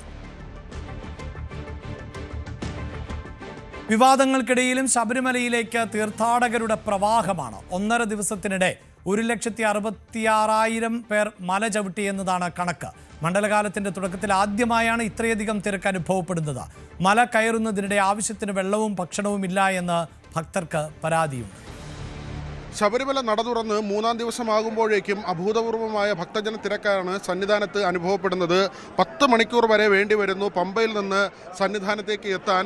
സാധാരണ നിലയിൽ നട തുറന്ന് ആദ്യ ദിവസങ്ങളിൽ ഇത്ര കണ്ട് ഭക്തജന തിരക്ക് അനുഭവപ്പെടാറില്ലാത്തതാണ്. പക്ഷേ മറ്റ് സംസ്ഥാനങ്ങളിൽ നിന്ന് വലിയ തോതിൽ ഭക്തർ இவடேக்கு எத்துന്ന ஒரு சாஹச்சரியமுண்டு. எதுவுமே கிடைக்கல சாமி, எதுவுமே கொடுக்கல. காலையில் 9 மணிக்கு ஸ்டார்ட் பண்ணோம், சாமியை பார்க்கும்போது 7:30 மணி ஆயிடுச்சு. 7:30 மணி வரைக்கும் இடையில் எங்கே தண்ணி இருக்குது அது ஒன்று தான். சாப்பாடு கிடையாது, எதுவுமே கிடையாது. 2 இடத்துல பிஸ்கெட் கொடுத்தாங்க, அவ்வளவுதான். எந்த ஒரு ஃபெசிலிட்டியுமே கிடையாது, சுத்தமாக கிடையாது. கூட்டம் அதிகமாக தான் இருக்குது, பட் அதுக்கான ஒரு கண்ட்ரோல் இல்லை. அங்கே 100 பேரை கண்ட்ரோல் பண்ணி அனுப்புகிறாங்க, ஓகே. பட் குழந்தை பசங்க காலையில் 8 மணிக்கு சாப்பிட்டவங்க நைட்டு 10 மணிக்கு சாப்பிட்டாங்க. இப்போ எந்த லெவலில் ஸ்பெசிலிட்டி இருக்குது பாருங்க தேவஸ்தானத்தில். பாட்டில் கிடையாது இந்த சன்னிதானத்தில். சொல்லுங்க, எத்தனை வருஷமா வரோம்? No queue, no support, no food. Past 2 hours are waiting the queue. Management சரியில்லை. நேத்து yesterday evening 1:30 I came to line. Just now I came here. Even I have not take water and food and anything. ആ തരത്തിലാണ് നമുക്ക് പറയുന്നത്. കാരണം ഈ തിരക്ക് വളരെ അധികമായതുകൊണ്ട് തന്നെ ഇവർക്ക് ഭക്ഷണം, വെള്ളം ഇതിനൊക്കെ ചില ബുദ്ധിമുട്ട് അനുഭവപ്പെടുന്നു എന്ന് തന്നെയാണ് അവർ പറയുന്നത്. ഇതിൽ ദേവസ്വം ബോർഡിൻ്റെ ഒരു ശ്രദ്ധ വരേണ്ടതുണ്ട്. കാരണം ആദ്യ ദിവസങ്ങളിൽ സാധാരണ നിലയിൽ ഇത്രയധികം ആൾക്കൂട്ടം ഉണ്ടാകാറില്ല. മാത്രമല്ല ഇപ്പോൾ ദേവസ്വം ബോർഡിൻ്റെ തലപ്പത്ത് മാറ്റമുണ്ടായ ഒരു സമയം കൂടിയാണ്. PS പ്രശാന്ത് മാറി S ജയകുമാർ എത്തിയ ഒരു സമയമാണ്. തുടക്ക ദിവസങ്ങളാണ്. പോരായ്മകളുണ്ടെങ്കിൽ അത് പരിഹരിച്ച് പോകേണ്ട ഒരു സാഹചര്യമാണ്. 90,000 പേരെയാണ് ഒരു ദിവസം കടത്തിവിടാൻ തീരുമാനിച്ചിട്ടുള്ളത്. 70,000 പേർ വെർച്വൽ ക്യൂ വഴിയും അതോടൊപ്പം 20,000 പേർ സ്പോട്ട് ബുക്കിങ്ങിലൂടെയും ഇവിടേക്ക് എത്തുമെന്നാണ് കണക്കാക്കുന്നത്. പക്ഷേ ഈ 1.5 ദിവസത്തെ കണക്ക് പരിശോധിക്കുമ്പോൾ 1,66,000 പേർ ഇതിനകം തന്നെ ദർശനം നടത്തിയിട്ടുണ്ട്. അതായത് സ്പോട്ട് ബുക്കിംഗ് പോലും ഇല്ലാതെ വരുന്ന ആളുകളുണ്ട്. ഇവിടെ വരുന്ന ആളുകളെ നിരാശരായി മടക്കി വിടുന്നില്ല എന്നതാണ് ഏറ്റവും വലിയ പ്രധാനപ്പെട്ട കാര്യം. തമിഴ്നാട്ടിൽ നിന്നും അതോടൊപ്പം തന്നെ മറ്റ് സംസ്ഥാനങ്ങൾ, ആന്ധ്രയും കർണാടകയും ഉൾപ്പെടെയുള്ള പ്രദേശങ്ങളിൽ നിന്ന് എത്തുന്ന ആളുകളുണ്ട്. ഉൾപ്രദേശങ്ങളിൽ നിന്ന് വരുന്നവരുണ്ട്. അവർക്ക് ഇതിൻ്റെ രജിസ്ട്രേഷൻ ഉൾപ്പെടെയുള്ള കാര്യങ്ങൾ, അതിൻ്റെ ഒരു സാങ്കേതിക വശമൊക്കെ കൃത്യമായി അറിയാത്ത ആളുകളുണ്ട്. അങ്ങനെയുള്ള ആളുകൾ വന്നാൽ പോലും അവർക്ക് ദർശനം കൃത്യമായി നൽകുന്നതിന് വേണ്ടിയുള്ള സൗകര്യം ഒരുക്കിക്കൊണ്ടാണ് ഇപ്പോൾ ഇവിടെ നടപടിക്രമങ്ങൾ പുരോഗമിക്കുന്നത്. സി വിനോദിനൊപ്പം VV വിനോദ്, ന്യൂസ് 18 സന്നിധാനം. 9 മണി വാർത്ത പൂർണ്ണമാവുകയാണ്. ഇനി ഇടവേളയ്ക്ക് ശേഷം ന്യൂസ് ട്രെൻഡ്സുമായി അപർണ കുറുപ്പ് ചേരും. നമസ്കാരം.